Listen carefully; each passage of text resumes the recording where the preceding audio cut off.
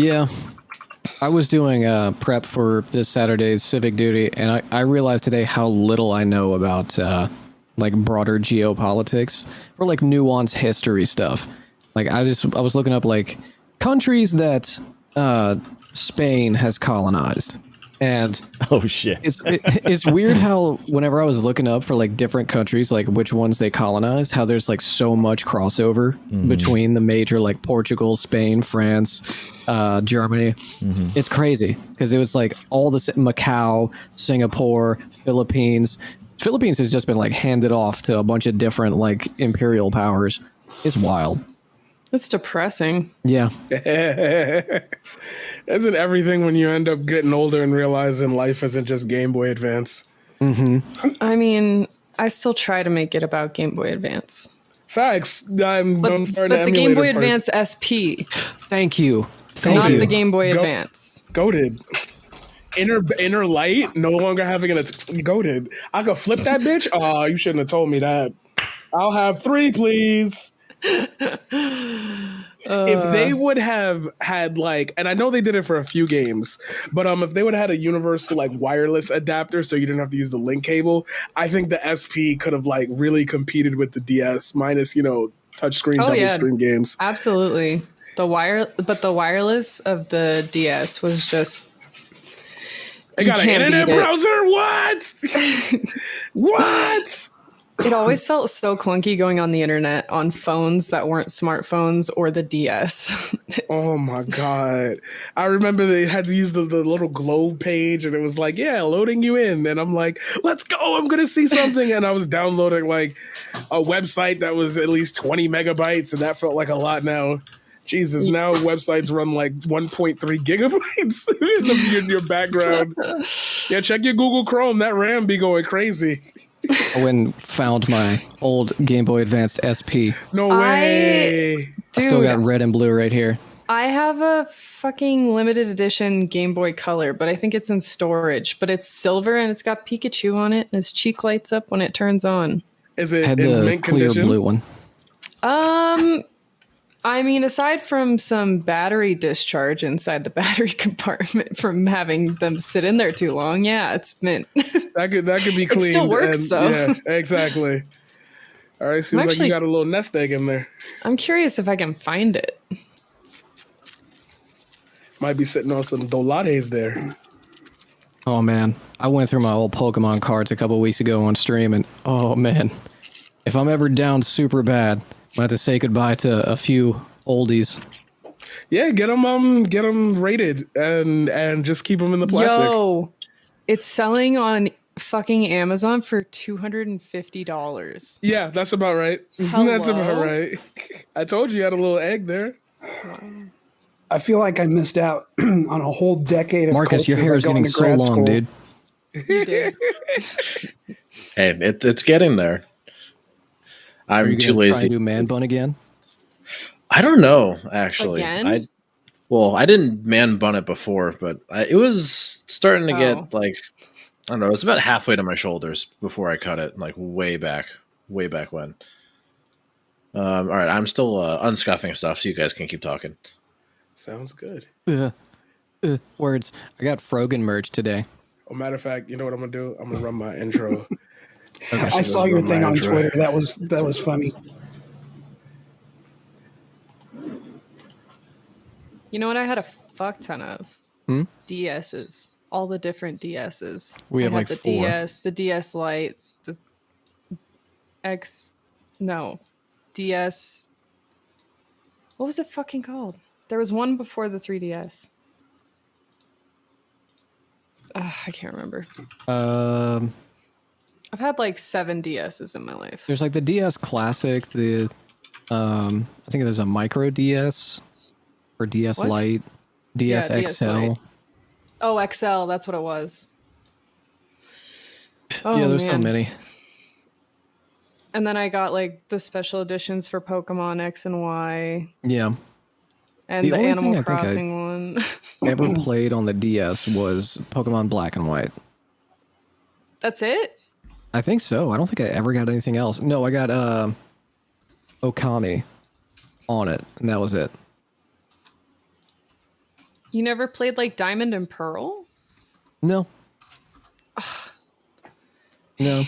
I mean, I've got Pokemon Red and Blue, and I have Gold in my my Nintendo bag, and that's it. That's all I ever needed. That's as far as you've gone. Gremlo. Red, Blue, Gold. I think I played Emerald, Black and White. So you and went to Gen Shield. 3 and then Gen 6 and then Yeah, I think it went Gen 3, 8. 5, 3, 8. 5, 3, 6, 8. I'm such a purist, though. I don't like Oh, many of the God. new Pokemons. Did you play WoW, Gremlo? Yeah. Are you a classic kind of No, person? no. Wow, okay. Usually I those don't two like it. overlap. Well, I Pokemon got purist into and the I got into WoW right whenever Lich King dropped. oh So I played a little bit of BC and then went into Lich King. And my friends who got me into it, I wanted to raid with them, and they were like, "Yeah, we'll get you there." But they never wanted to like help me grind to get to the point I needed to be, because they would be people who'd get to like level 40 in 3 hours. damn. Yep, that's why I Yeah. stopped doing MMOs. So it was always me just playing catch up. So I played my Warlock until I got to like level 70, and then got tired of just questing by myself. Oh, I only play them solo. Yeah. You'd I love mean- Guild Wars 2. It's so much fun. I've played lots of it. Oh, cool. Lots of Guild I thought Wars. you Yeah, I said used to Guild play a shit ton of Guild Wars too. Wars. Oh, Never nice. got- Necromancer, Yeah. baby. I didn't really like it. The only like MMO that I got really into was Swaddle, Star Wars Old Republic. Oh, Yeah, I played that for a bit, but the storylines just dragged the fuck on. how did you say it? Swaddle or Swordle? I forget. Star Wars the SWTOR. SWTOR. Yeah, I was gonna say yeah. whatever it is. Okay. It I was about to say, that sounds like Pokemon. I was literally about to say It the sounded same like thing. Squirtle. Yeah, It was a Mike's been Pokemon. muted. yeah. This is the new special edition Ukrainian Pokemon Ukraine and Russia starter. You get Swaddle, Bliat. Oh my god. And Cheeky that evolves into Breaky. Whenever what was the one that was set in like Europe? Because I think I played that one. Was that Shield? I don't know. No. Oh my god. Hold on. I can't remember what it was because I I played that fucking one. played it. Wild? It was the one before Moon, Sun and Moon, right? I can't remember, but I saw a meme online and I was convinced that it was true because it was like set in like a British version of Pokemon, where they're like, oh, one of the Pokemon, you start out with Oibruv, and then it evolves into Wutzall, and then its final evolution is Disden. So it would be like, Oibruv, what's all this then?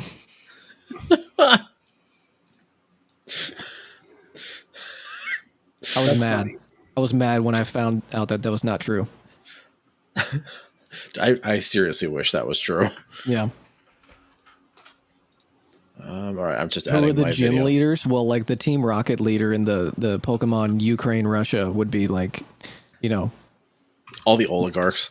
yeah, just all the oligarchs. The Elite Four is like Putin and all the NATO leaders. Yeah, instead of gym badges, you get control of Russia's state-run industries for every oligarch you beat.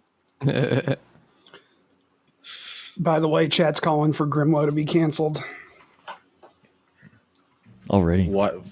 Jesus, what Yeah. what happened there? For the Is it? Oibruv. Oh, that's probably Luke. Uh-oh. Yeah, you've done Anglophobia now.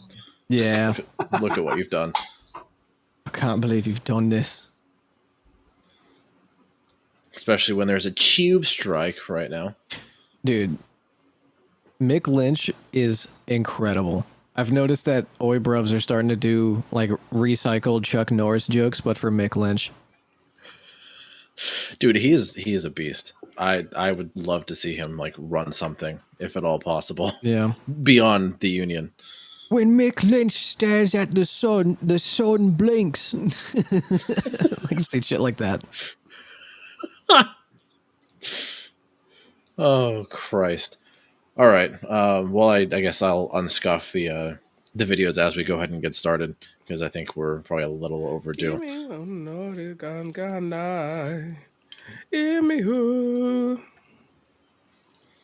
All right, that'll actually, I think, sing y'all us can into hear me. this. Oh my god. Oh my god. No, Oh my keep god. going. Well, fuck Keep nah. going. Fuck fuck it. The intro's over. I fucked it up. Hey guys, you're on my stream now. Oh my god. I That is didn't know it definitely unmuted. a clippable moment if ever there Oh was my one. fucking god. I hate it. I am so Was- embarrassed right now. You have no idea. god. No, I'm just not even gonna address it. I would just pretend it didn't happen and move on, and I'll cry Pretend when what I go to happened. exactly. Dude, I accidentally had my mic on today in lab meeting and just accidentally like belched and I like I was like, oh sorry guys. It's one of those days, I think. I think there's probably no shortage of those days ahead of us and the right things are going. So that'll probably lead us into a very multi-pronged conversation. Originally, Professor Q will note, as he has been working very hard to try and herd cats in academia, we had, past tense, two guests who are leading researchers in Christianity and Christian dominionism, slated to be here, but they both unfortunately had some extenuating circumstances and had to cancel. So we are working very hard to reschedule them for a future date because they were both still very interested in coming on the broadcast. So that's very encouraging to hear. So in place of that discussion, first of all, we have the Paradigm Shift coming back. I think this is now your second appearance. So Marquise, thank you for being here, especially on such short notice. Always good to have you. And then we have our usual motley crew. We've got Gremlo, Amber, Professor Q, and Greg, and myself. The most scuffed of all. So I'm back, Gremlo. baby. The Motley Crew. wait, what'd you say, Amber? I said I liked the Motley Crew. Hey, look, I'm a metalhead. Like my pop culture references like default to like metal and hard rock and 80s rock half the time. Oh, So get ready for my 80s and 90s references because I'm stuck in the past. yeah, well, unfortunately, we're going to be making a return to the past with some of the Supreme Court decisions that are coming out today and tomorrow.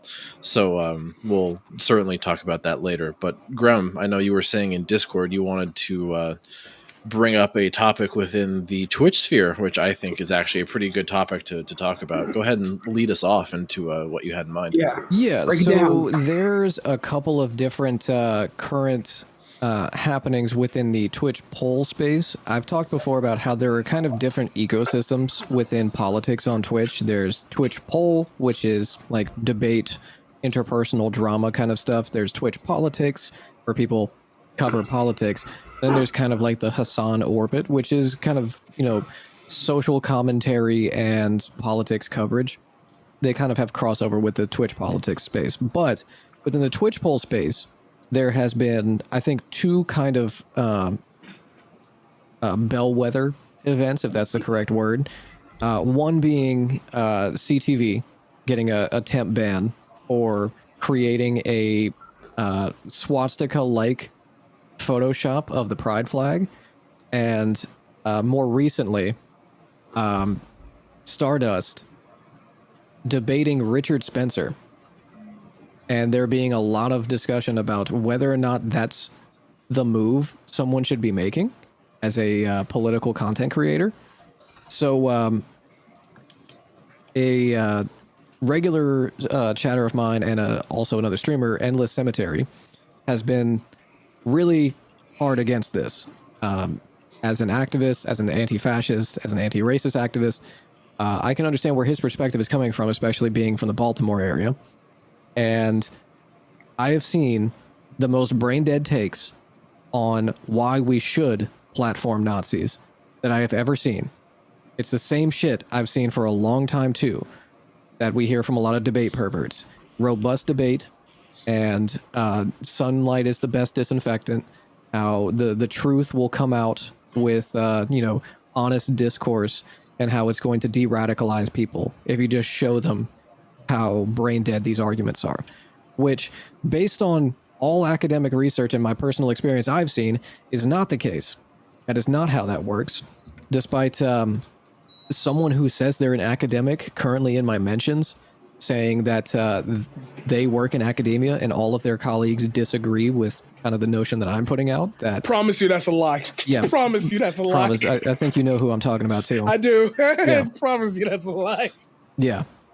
So this is probably a good topic to get into of like, what is responsible platforming? What are the margins of acceptability that I've talked about before? You know, where is the line that we have to draw? And where can we say that it's okay to confront head on the kind of actors within the right? So I think that's a good kind of topic to jump into. Any which one of those we want to take first? Whew, I mean, it's actually quite an array. So I guess like maybe talking about CTV first, since that was chronological. Where was he temp banned from? Was it Twitter? Was it Twitch? Was it both? Twitch. Okay, so he's still on Twitter, but not on Twitch. He's back on Twitch. The temp ban is over. This was about a week and a half ago. Okay, yeah, because I was going to ask, like, he was just talking to Carter the other day. So, Oh my God! If you caught that, that was incredible. I mean, Incredibly bad or incredible? Like, what do you mean? Are you talking, Professor Q? Yes. Yes. Am I not yeah, coming in? I can hear you, and Oh. it's coming through my Oh, audio. I'm sorry. I think I had, for some reason, that window was muted. I'm sorry. Go ahead. Wow. Love me. Doesn't want to be heard. The I'm specific done. window. See you later. Bye. Yeah. What do you mean by what did you say? Interesting? For the conversation that Carter was having with CTV. Yeah. What do you mean Oh by yeah, that? it was very interesting because seeing the cognitive dissonance and the refusal to accept any kind of nuance or the kind of barriers that people put up mentally when confronted with information that runs counter to their own biases was very interesting to watch in real time. Yeah, Because because I Carter remember. is- Oh, Go I'm ahead, sorry. Marcus, go ahead. Well, no, because I just like remember listening in on that conversation because I think you read it out like during that conversation to Carter, and my God, he was just moving the goalposts like there was jetpacks on him. They were just flying across the damn field into the next field. Like it was insane. Carter would literally just be like, "Yeah, drag is not sexual at all," and he's like, "Well, brother, but I still think it's horny and gay." Like, Yeah, my chat okay, says cool. it's gay. well, all right, dude. Well, feels over reels apparently. Like that's literally all they do. It's just fucking feels over reels. But also, it's so disturbing to him that he'll take the pride flag and shop it into a swastika and tweet it at people. Just enough to have that little air of, obfuscation that he can deny. No, it's not a swastika. It's just placed in a very particular manner, just so. Can I Yeah. ask the rest of the panel who hasn't answered, have you heard of CTV and have you heard of this instance? I've heard of CTV, and Grimo does a great impression that's out there, I think, on his TikTok.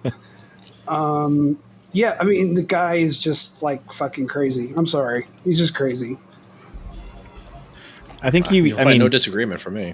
He's my drunk uncle who, is at Thanksgiving that everyone tries to like pawn off on someone else because they're tired of talking to him. Yeah, I think it's I think that's just a what I told him one continuation. time in a Kind of, panel. He was like, "I love you, Gramlo," and I was like, "I love you too, CTV. You're like every alcoholic I ever grew up with." well, it matters, I think, if like CTV is in his like troll state or not, right? That's kind of like it gets into like this weird WWE kind of like Twitch world like stuff that he does, and then I think it's just like a continuation. He probably just he's obviously trolling, trying to get a response from people and trying to get baited, and he got caught out, kind of, Yeah, the alt-right calls that hiding your power level.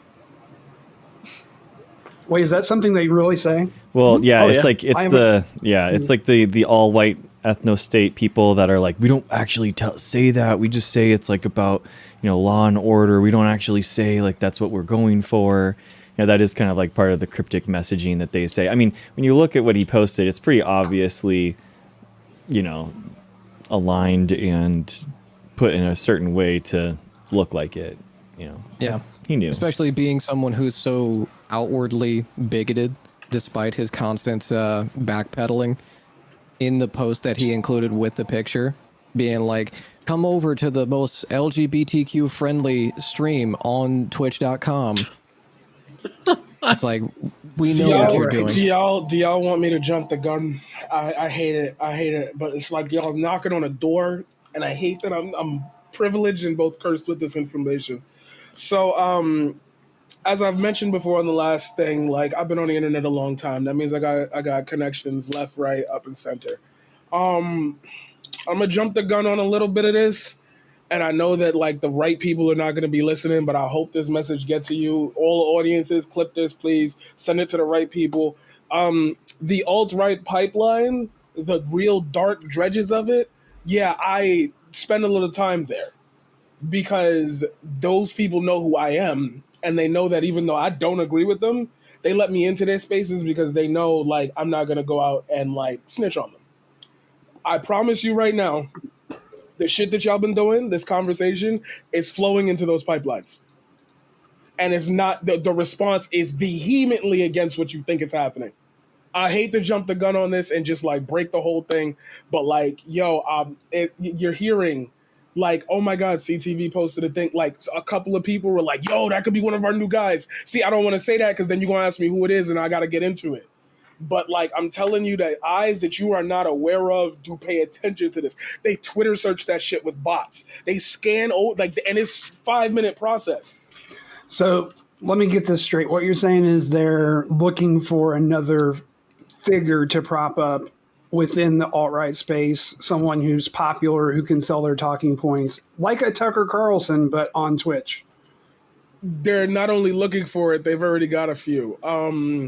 Not even trying to be funny, but it is funny though. They are looking for a person who is willing to be goaded by their chat into saying certain things. So like, you know, the little memes that certain people participate in, like the sadly trigger warning, you know, racism, whatever. The honk honk thing and like the goose thing, that's a Nazi dog whistle. Now, while I could in good faith say everyone who's participating in that has no idea about that, I mean to tell you this, and I mean it from the bottom of my heart, on my dead mother. They saw that, a few people in these like deep, like 4, 8chan, 8kun places, they saw that and they were like, yeah, it's getting popular again. Like, I promise you, there's better ways to go about what you're doing. And like, to go back to the CTV thing, that's why I said you was knocking on that door. I brought all that up to say that in like real life, people look at these things and they're like, I don't want to be involved with that. If you're my entryway into politics of any kind, I don't want to be involved with that. I had a dude on my stream. You could go check the VOD. Like, and he was looking at it. Obviously, they showed on stream. He was looking at it personally. He was like, oh, it's the pride flag in the shit. Oh, why would somebody, is that your friend? Like, he started asking me, like, is this what y'all do? I can't radicalize him to be a leftist if, like, he thinks I associate with just the tweet of somebody who ain't even close to alt-right. What do you think the alt-right doing? What do you think they doing? You think they stupid? That's my bet, sorry. No, I mean, I think that's a pretty salient like point to make. Like, you know, the old analogy about fucking Nazis online being like the cockroaches underneath the floorboards. Like, they can see through the cracks in the boards. Like, they know what's on the floor, what's going across. And if they like what they see, they'll come out. Like, they'll absolutely come out. And they'll back whomever they think is their new figurehead. I think both you and Gremlo hit that point, who will push their talking points. It's really unfortunate that it seems like the Twitch Paul space, and maybe I think to a lesser extent the Twitch politics overlap, they both seem to be generating some of these figureheads. Every now and again, you'll get one and then another, and then some time will pass and you'll get another and another and another.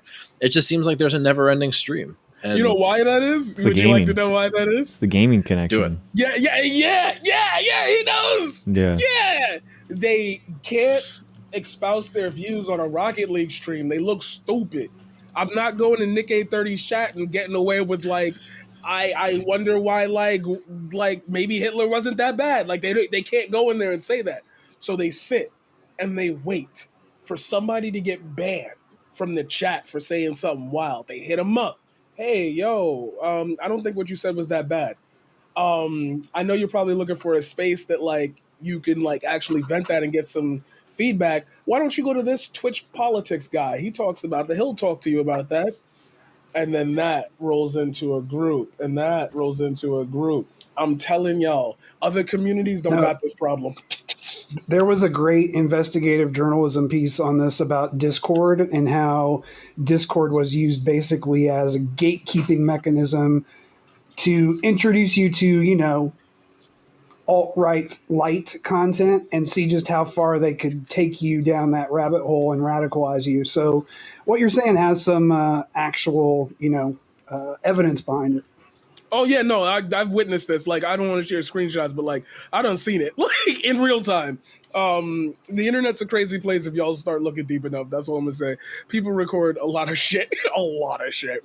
Well, what I'm hearing a lot from the opposing side of this debate, there's people who say don't go into discussions with Nazis. If you want to do like anti-fascist, de-radicalizing type content online, do that. Deconstruct the arguments that they're making, but don't give them a microphone, right? And the people who are on the opposite side of that say, no, sunlight is the best disinfectant. It's not going to give them more of an audience. It's just going to show how ridiculous they are. And whenever I hear that, I have a couple thoughts. One is that when I look at the conservative content creators on this platform, not neoliberal, not like lib reactionary, just straight up conservatives, Nazis on this platform, most of them don't have an audience above 50 viewers. A lot of them are small fries. But the people who allow them on their platform, the people who prop up these people in the guise of like fair, open, honest debate, or they're not that bad, they're just like they have bad takes on some stuff, but they're not all around bad. That's where I see a problem. I don't necessarily think that these people are gaining a huge following just based on looking at their metrics. So I don't know, aside from what I've already seen within studies, that deplatforming is the only solution. Because it seems like that's it. You just don't allow them a microphone. You let them fester in their little corners. Is Richard Spencer the archetypical like alt-right guy though? I thought he was like a stupid liberal now. Oh yeah, that's like that's in 2016, man. He's been like ostracized and like now he's a lib to them, and he's like, you know, like if you were maybe it's like you know, there's other people that are like heading this stuff that are having conferences. I don't want to say their name, but like we know who we're talking about. Like they're like really the head of this. First people. Yeah, exactly. So it's like I feel. Do you know what I mean? I'm not trying to say that he's like reformed and that he's okay now, but I'm just saying that is that the person that's like heading the alt-right transition, the kind of thing? He still has a foothold within the alt-right, for sure. Is he like the main person? No. It's like if you were to combat the Republican Party for like their super reactionary stuff, you would go after like Marjorie Taylor Greene, right? That's the most reactionary. But Richard Spencer is kind of like the Dan Crenshaw now. People Amber, make can fun I of ask you a him. question? Yeah. Okay. Pardon me, everybody. I would like you to take a trip with me. People on Twitch don't do trips. They don't do like stories. They just say shit and then just leave it alone at that. So I'd like you to go on a little story with me. Everybody in agreement of that? I just want to make sure I be respectful because I know I'm like being weird and shit. And y'all like, all right, where's the punchline? Anyway, Amber, I'm just concerned as to why I'm being because you haven't singled said out anything in here. a hot minute, so I want to give you like your time. You know, I want to get you in the thought because I hear you vibing, but like, come on, Yes. you here, like anyway, Hit me with it. Let's go. So Take me on a for trip. lack of a better term, I think you would say that if you met Barack Obama, you'd be cool with him, right? You wouldn't have any like real like powerful hatred towards him or anything like that. Not like Trump, right? I'm assuming that's an Oh assumption. yeah, no. Yeah. Right. Okay. Very So different reactions. all right. So Barack Obama says something. This is all hypothetical. None of this has happened. I'm just trying to paint the story here. Barack Obama says something to the tune of, I think Make America Great is a wonderful direction for the country to go in. How's your feelings towards him now? Little less, little more. It could be either or. You don't need to go into it. Just little less, little more. Probably.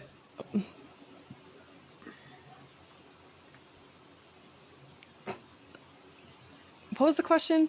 Sorry. If Barack Obama comes out and says something like "Make America Great Again," okay, if Obama says it, yeah, if Obama said I'd it, like him a little less for sure. a little less. Okay, so then he goes on Fox News, and for a 15-minute segment, he sounds like he's literally reading Tucker Carlson's script with the energy and vigor of the same way that he was when he was president. Would you like him a little more or a little less? Less. So a little less. Okay. So at some point, Barack Obama is shaking hands with, let's say, if this didn't happen, Tariq Nasheed, the Proud Boys leader. He's shaking hands. Did I get that right? No, I feel like I got that wrong. Enrique Tarrio. Thank you. I know why I said I hate it. I hate that man. Sorry. I know why I defaulted to his name. Sorry. You see him shaking hands with the Proud Boys leader and taking pictures with a bunch of Proud Boys. You like him a little more, or a little less? Less. Okay. Come on, man. I'm a leftist. Like, this is easy peasy. Right. What would it take after all of that for you to start liking him a little more?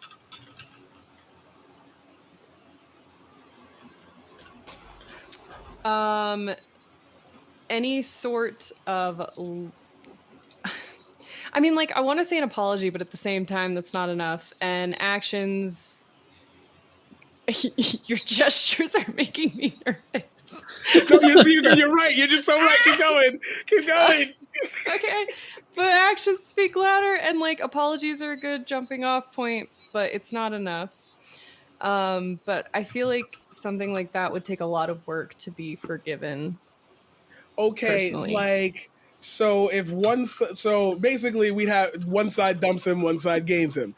In order to get back to the other side, wouldn't it be a good thing for you to like start appearing with like-minded people of the side that hated you before in good favor? Like, wouldn't that be like a start towards like, rehabilitating my image and like getting closer to the... So here's my question. If I can reasonably, in a hypothetical situation, get you to that point, for us to realize that the person who said all that shit is trying to rehabilitate his image, why is it so difficult for... Oh, God, I got to throw her name out here. Why is it so difficult for Stardust to not understand the criticism that maybe platforming a guy like that leads him or gives him more ways into our community than it does you getting out to theirs? So, I mean, I think it just comes from wanting to like have an interactive discourse with people with with different views, but at the same time, like, yeah, you're putting their views to a wider audience, but I can understand the appeal in wanting that interaction and wanting their like raw, visceral responses to what you say to them and wanting to own them live on Twitch and shit like that. But yeah, That's the answer. That I side, understand, that's the answer. At But the Paradigm same Shift, time, no. Like, you agree with like rehabilitative justice, though, right? Like someone Yes, that no, should be like absolutely. someone that has like that's even murdered someone, then they should be able to like somehow like exist in a society somehow, and we're doing that through maybe jail, or maybe it wouldn't be jail. I don't know. There could be have a lot of different views, but like, I mean, is there like no going back? Let's take it out of Richard Spencer. Let's say it's like the KKK, like Grand Wizard. Like they're way worse, like way worse. Like, where would you feel about it then? That's a great question. I think that once you have affected enough of your surroundings that it's no longer a place that's like welcoming, like once you've brought in that ideology and made it a dominant factor in the family structure in your community, in the way goods are distributed, who's allowed in town, at a certain point, I feel like once you've done it and you felt that power and you've accepted that power, fuck them. But like that's me talking from like a black. Like I never That got makes that sense before. though. Like, I Like- never even thought about, impact having a sway in how redeemable someone is. I never thought about that. Like because I can see good coming out of anybody. I believe that Right. every what did Eastman say to Morgan in The Walking Dead? Every life is precious. Yeah. Everybody gets a chance. But like for me, I have to live in reality, and it's like you could just not do that.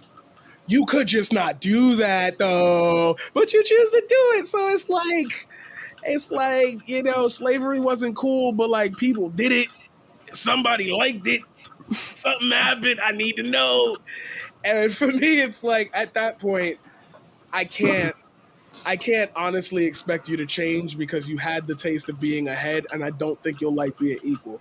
I don't think people would like the looks that I get when I walk into public places. Like I still remember running for mayor, and I was so proud of myself, and I walked in the Chase Bank, and I guess I didn't dress like too much to the part, but like I had a nice little suit on, nice little shirt. And like they just clowned me in there. Like they made me feel stupid, and I didn't get the loan. I wasn't able to open the bank account, so I couldn't accept donations. Like I don't think other people face that. So if you don't face that, like then don't be a bad guy. Stop being a Nazi. The end of the conversation is just stop being like that. There is no like I could tell somebody stop being a socialist. I can tell them like capitalism better. I can figure out a way to get there. I'm gonna hate myself for it, but I figure out a way.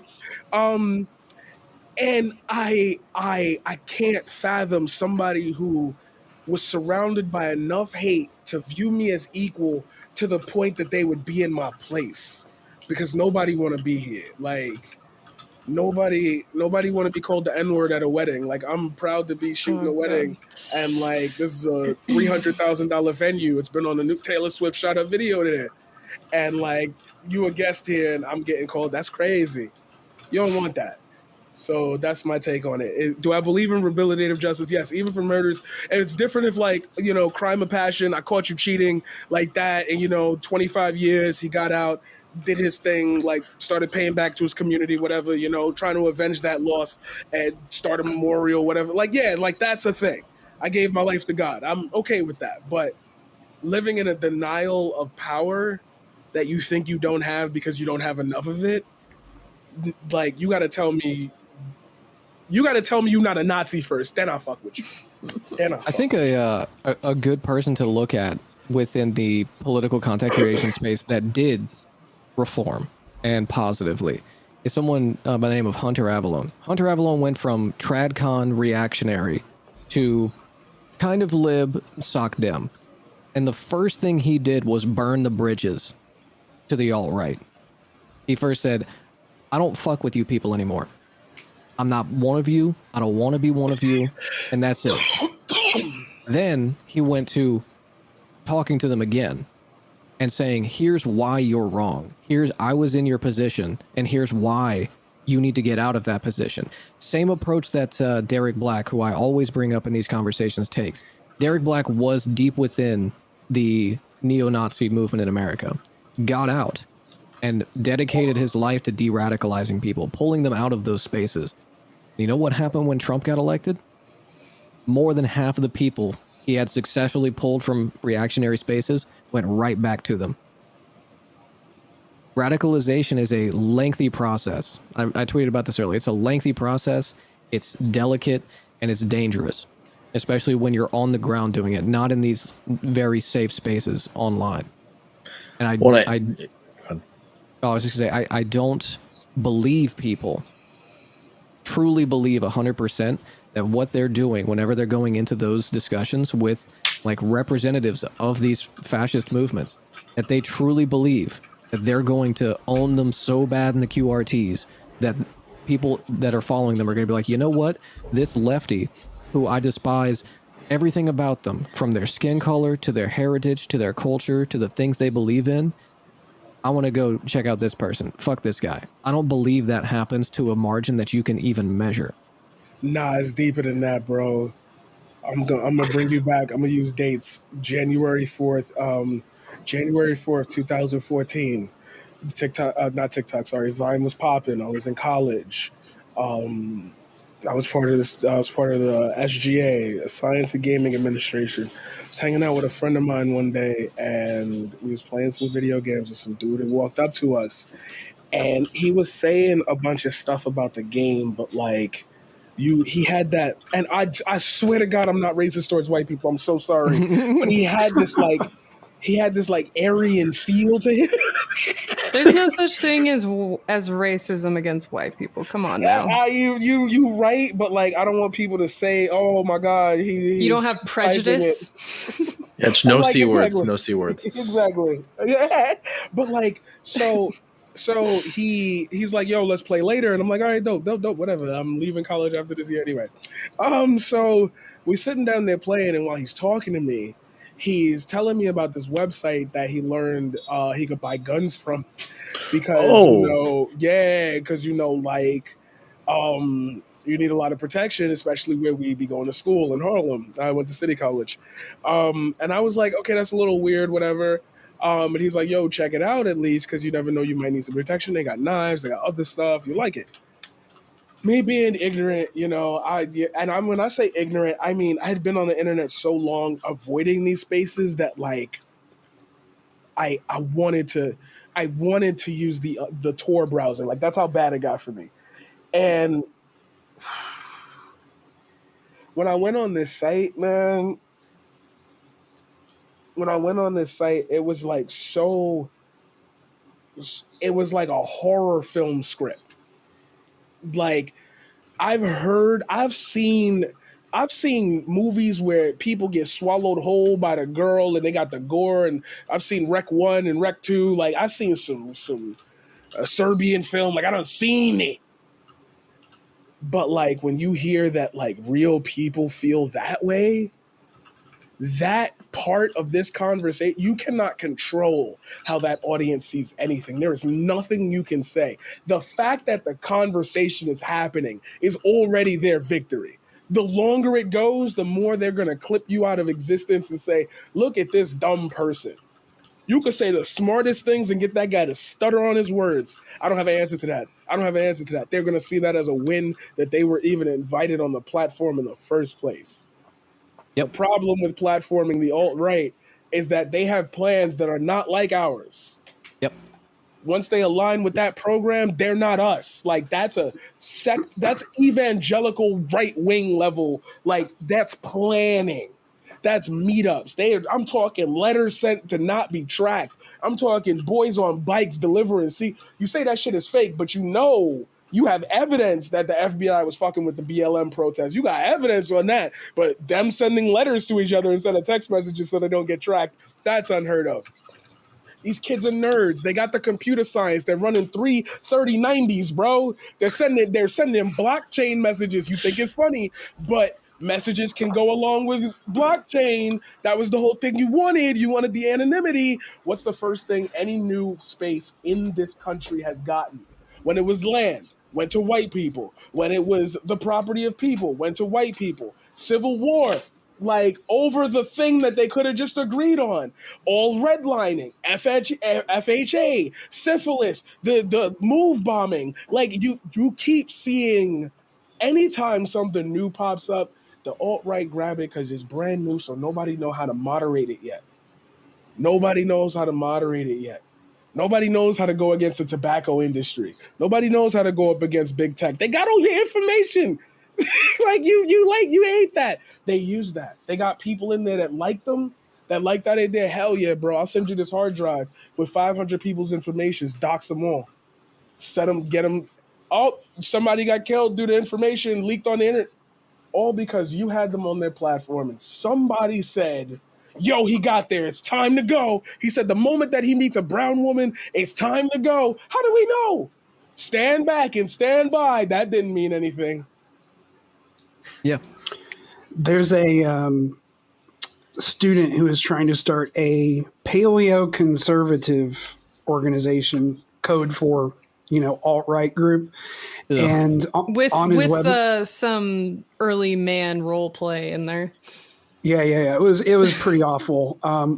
One of my grad students brought it to my attention, and in his website, that was one of the things that he talked about was we can't use phones because it's not safe yet, right? Like, so definitely seeing what you're saying, like out there in the real world, like they're definitely aware people are watching, not wanting to be tracked.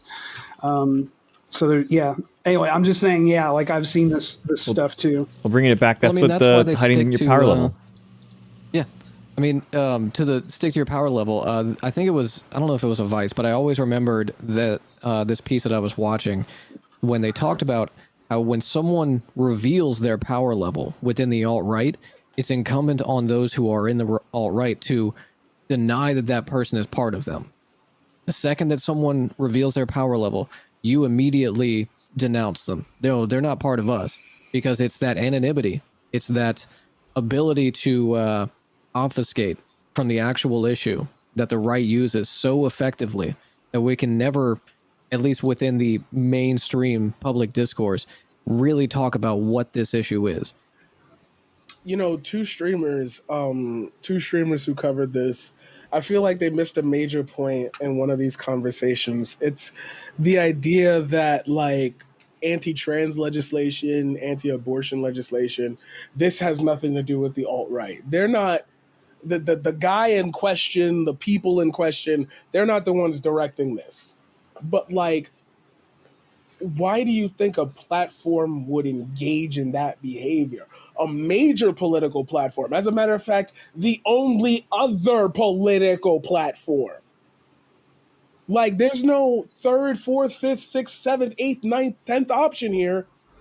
That one other side is like, the thing that the left is afraid of, we're going to do.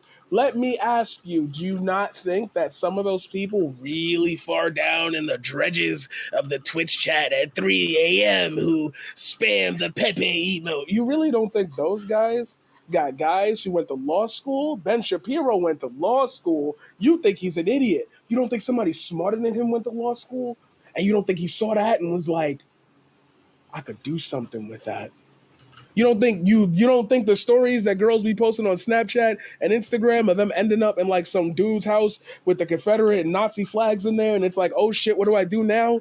Oh, wait a minute, y'all don't touch grass. Y'all don't know that shit happens. Yeah, real human beings get the last little bit of effects from this. Those people that won't going to work every morning, enjoying their coffee, yeah, those memes, that WhatsApp shit, like that's where it leaks out. Then it becomes a problem. Because then my dad got to ask me, yo, is this true? I heard that the Proud Boys or something are going to be grouping up somewhere. You're not a part of that, are you? Oh, damn. You made my dad realize that there was something evil in this world. Come on. Come on. Just don't talk to Nazis, yo. Like, I don't understand why I keep talking. I'm not shutting the fuck up. I'm sorry. No, you're good, dude. It's just I'm passionate about it because like I've been here before, bro. I've been like, when I tell you that Half-Life Source, when y'all think about Counter-Strike, I want you to remind yourself that a part of that is like Nazi culture. Remember how they got the source code, and oh my god, you don't know your history. Well, so here, let me go back to something Grumlow said earlier, because I want to make this point because chat made it. Going back to that point about how de-radicalization from alt-right positions takes a lot of time and a lot of effort.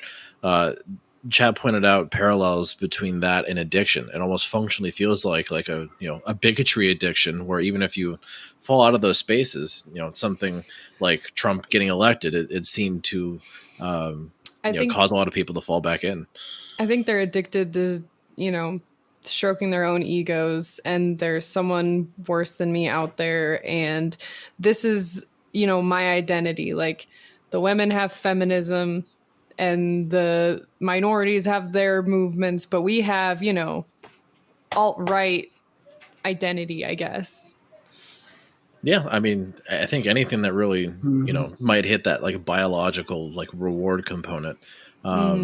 that and kind of how some of the higher leadership figures in these groups kind of wield power and sort of these like cold control dynamics to try and keep these groups of alt-right people and other movements intact. Like you rope people in and then you keep them there.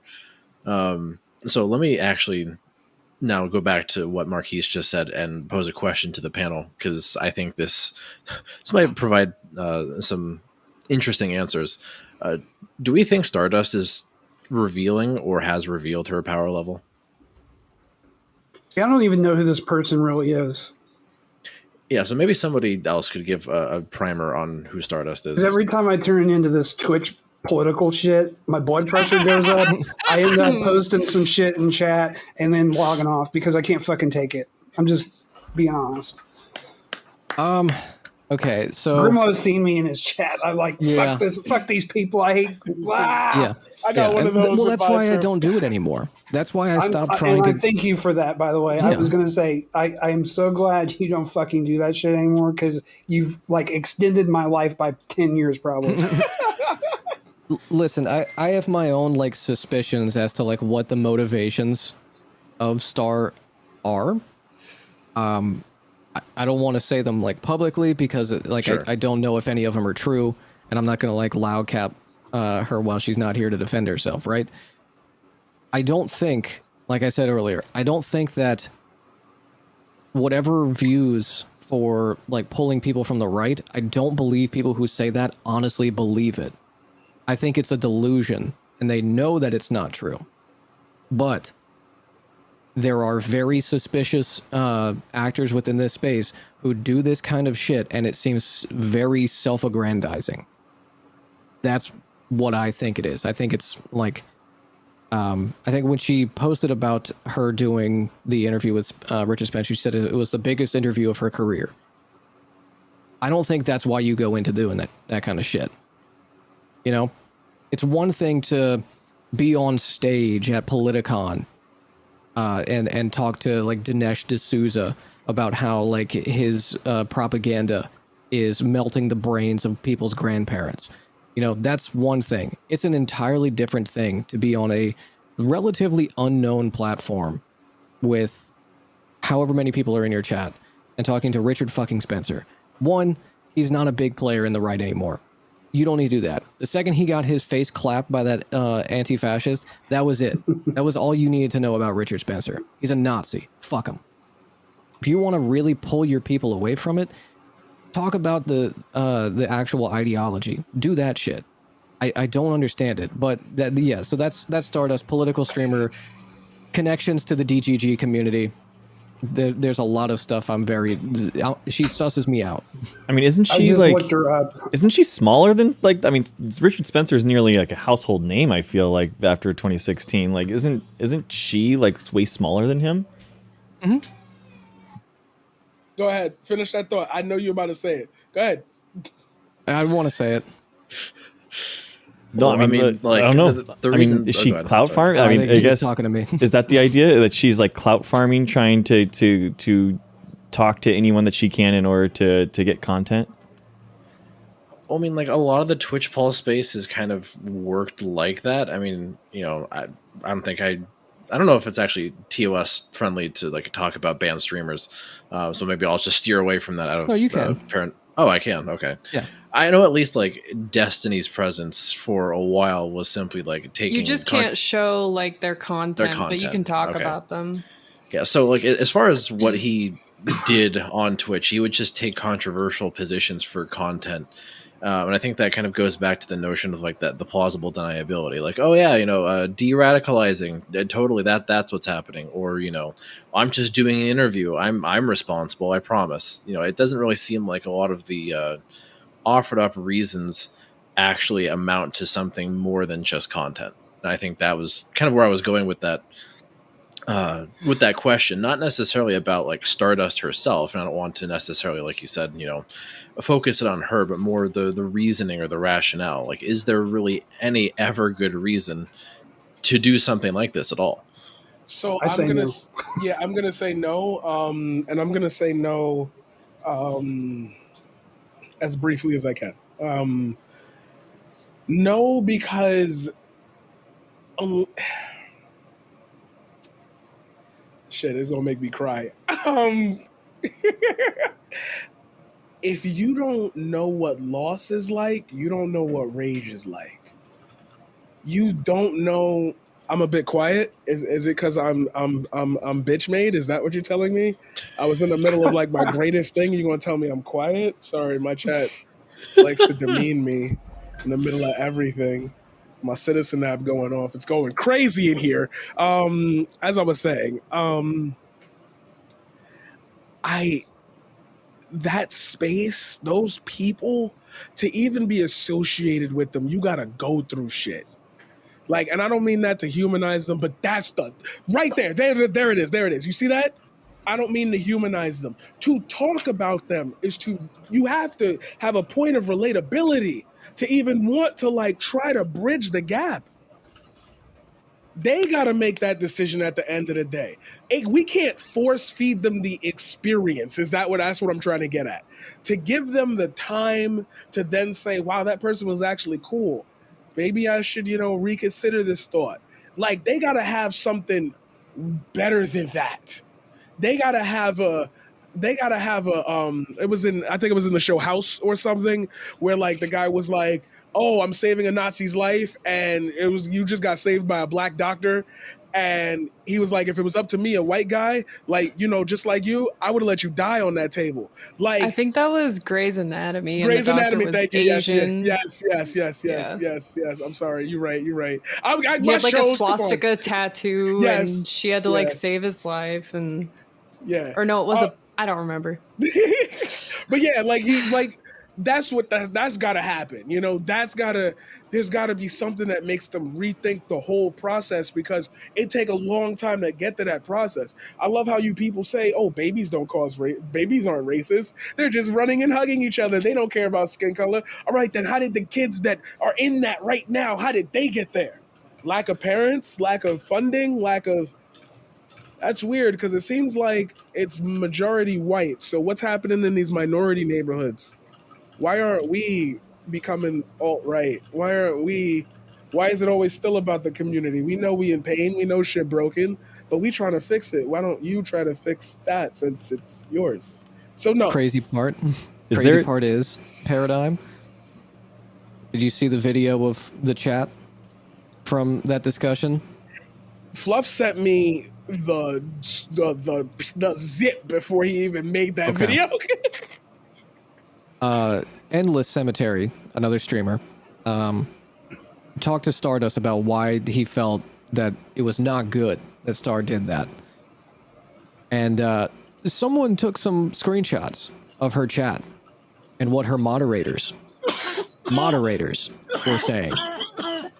Accusations of black nationalism. Saying shit like Unga Bunga. Ooh. Moderators. And the like in her chat. It's not so much that she's unprepared. It's that it seems that she's either unaware, a useful idiot for the right, or doesn't care about this shit. And is just willingly allowing that shit in her community. It's one thing to try and talk to somebody who's like a prominent figure in the right, to try and like, from human to human, say like, why are you like this? You don't have to be like this. That's one thing, and I don't think you should do that publicly. I think that's shit you do in private. But that you I would allow love that to kind of ask him shit that, to... though. Yeah, like Yeah. I'm curious, like what You would did be have to post that. what would be like the steel man, like what would be the reason to talk to Richard Spencer on Twitch then? Like what is there any Let's think possible of it- reason? Let's think of it a different way, since it's so close to home. Is there a way to talk to Tucker Carlson? No. No. He'll make you look like an ass. You'll end up on Fox News. Everyone will fucking hate you. And you'll basically be committing social suicide. I think the no, best don't fucking do it. I think the best way to handle stuff like this is how like a bunch of leftist YouTubers have handled it, where they, they boil down the person's points, with however they said it, and context behind it and they summarize it, and then they go through and debunk it without showing any content, sometimes without even mentioning names, and they just go through and debunk it. And I think that's like the only way to really engage with those ideas without giving a platform. Yeah. Be critical and don't like lend credence to them and give them an So- opportunity to like explain themselves. That's what I Right. have always thought is the best way to de-radicalize people. Yeah, I mean, like So- like Rachel Maddow was a big friend to Roger Ailes. Actually, they like went to dinner a lot and were like good friends and stuff. But she never had him on. You know, like it's the one thing to have like a segment where he's like on the show. You know. yeah. Have you guys watched when the Nazis marched on Skokie by PBS? Yes. I think so. Like I would highly recommend that. I use it when I teach deviance and when I teach criminology and get into topics of like free speech and what does that mean, and it's a very thorny conversation to have with a group of undergrads, but it gets them thinking that like, oh yeah, maybe we need to think about this shit. Like maybe we need to think about like what free speech means. Should there be a limit? Should there, you know, are there things that aren't acceptable in society? And it gets them to have a conversation that I think is sorely lacking right now, is about like, what do we value as a society?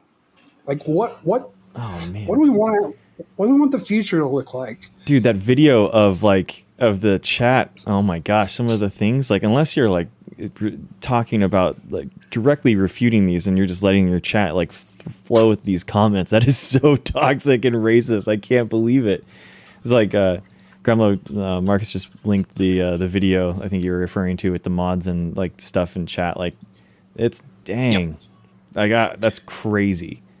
Yeah, so apparently that's a chat from her talking to Aston Mack about his critique of the discussion with Richard Spencer. Yeah, dude, that's real bad. I mean, Yeah. because it is something that I do think about why it seems so one-sided. You know, like that it's like, you know, because the thing is like why is it so bad to have Nazis on your platform? Wouldn't you go on a Nazi's platform and be able to like they be swayed? I think the same way. And I don't think that's true because it's kind of like that xenophobia is so kind of like ingrained in human brains. It's kind of just like the sugar, and it's so like easy for people to kind of take with it and run with it. It doesn't really. I don't think it like really catches fire. Kind of like a nuanced. It position took me does. a little bit of time to recognize like why these debate spaces are futile, because especially when both people are live, when both people are doing it for content, their audience are not going to turn on them. There might be a couple people who are like, dude, you got fucking, I'm sorry, but you got rolled in that. But their audience, they're there to cheer for their gladiator. Yep. They're not there to be like, oh man, I can't wait to see if my axiomatic values are actually out of alignment. No, that's not what they're there for. They're there to see blood on the floor. Yeah. And even if they're making a ridiculous point, even if they're just dog whistling the whole time, they could say the N-word if they want. And their chat's going to be like, Pog, hypers, Finally. Pog champ. Yeah. It doesn't matter. You guys need to read this too if you get a chance. One Dimensional Man, Herbert Marcuse, Gotcha. where he kind of brings this shit up. Like, you know, he's one of these Jewish intellectuals in the 1940s writing about the Nazis. They fled to the United States to escape being killed, and they critiqued what they call rationality, right? That basically shit had gone so far off the rails, people lost sight of the bigger picture, right? The bigger thing that we're trying to create as a society. And instead, you know, the Nazis were, they were using all kinds of stuff to further their agenda. Science, right?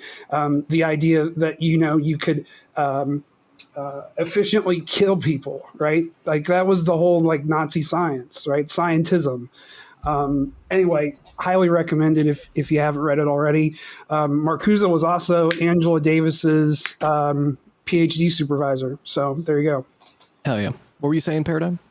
Okay. Fuck. I hate I hate that they did that. Okay. Because this derails my thought. I read my chat because when it's moving, it's moving. Somebody said if you can't de-radicalize your friends and family, you have no shot here. But to further that, the question asked was, how do y'all delineate between conservative normies and alt-right Nazis? I live in a rural conservative area, and there are plenty of well-meaning people who are simply conservative but unaware of how deep the rabbit hole goes and are insulated from the people who are affected by it. I am going to answer that, and I'm going to continue the thought that I was going to say, which is I want to bring it back to Marcus's question. I'd like to answer that too whenever you're done. Right, got you. Is there a possible way? Is there a way to platform these people? Is there a way to have this conversation? And it leads me to that question that you asked. How do you delineate? That's the problem. You can't tell me that every black person you see is going to rob you or try to jump you or try to do something to you because they're black. And you understand where I'm coming from with that. How long does it take for somebody to show you their Nazi memorabilia? Usually they got to trust you, right? Usually they got to think you're cool. How do I tell the difference?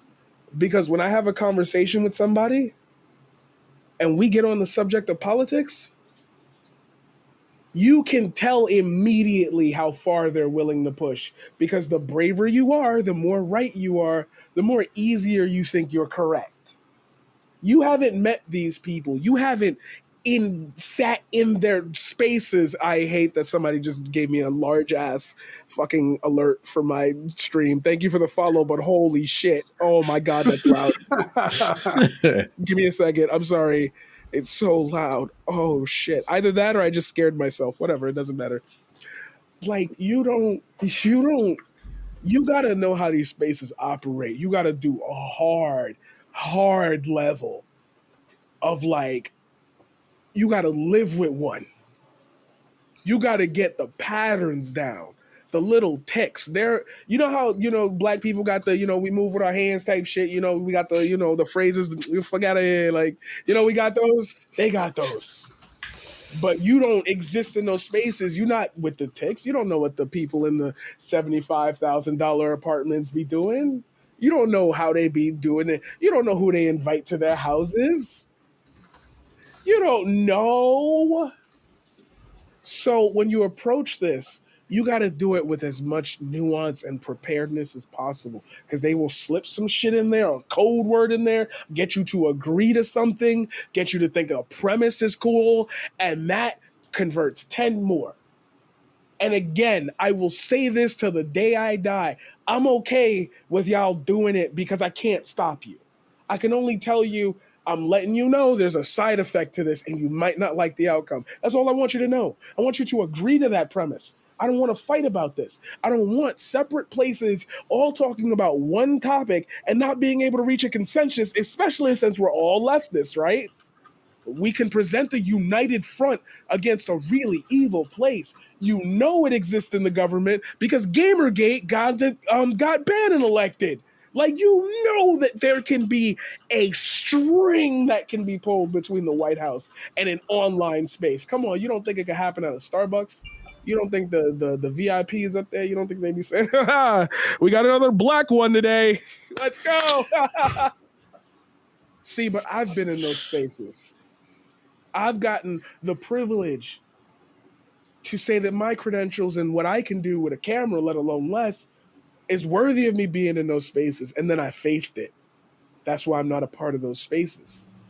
But I'm telling you, I just want you to agree with me. You are in over your head.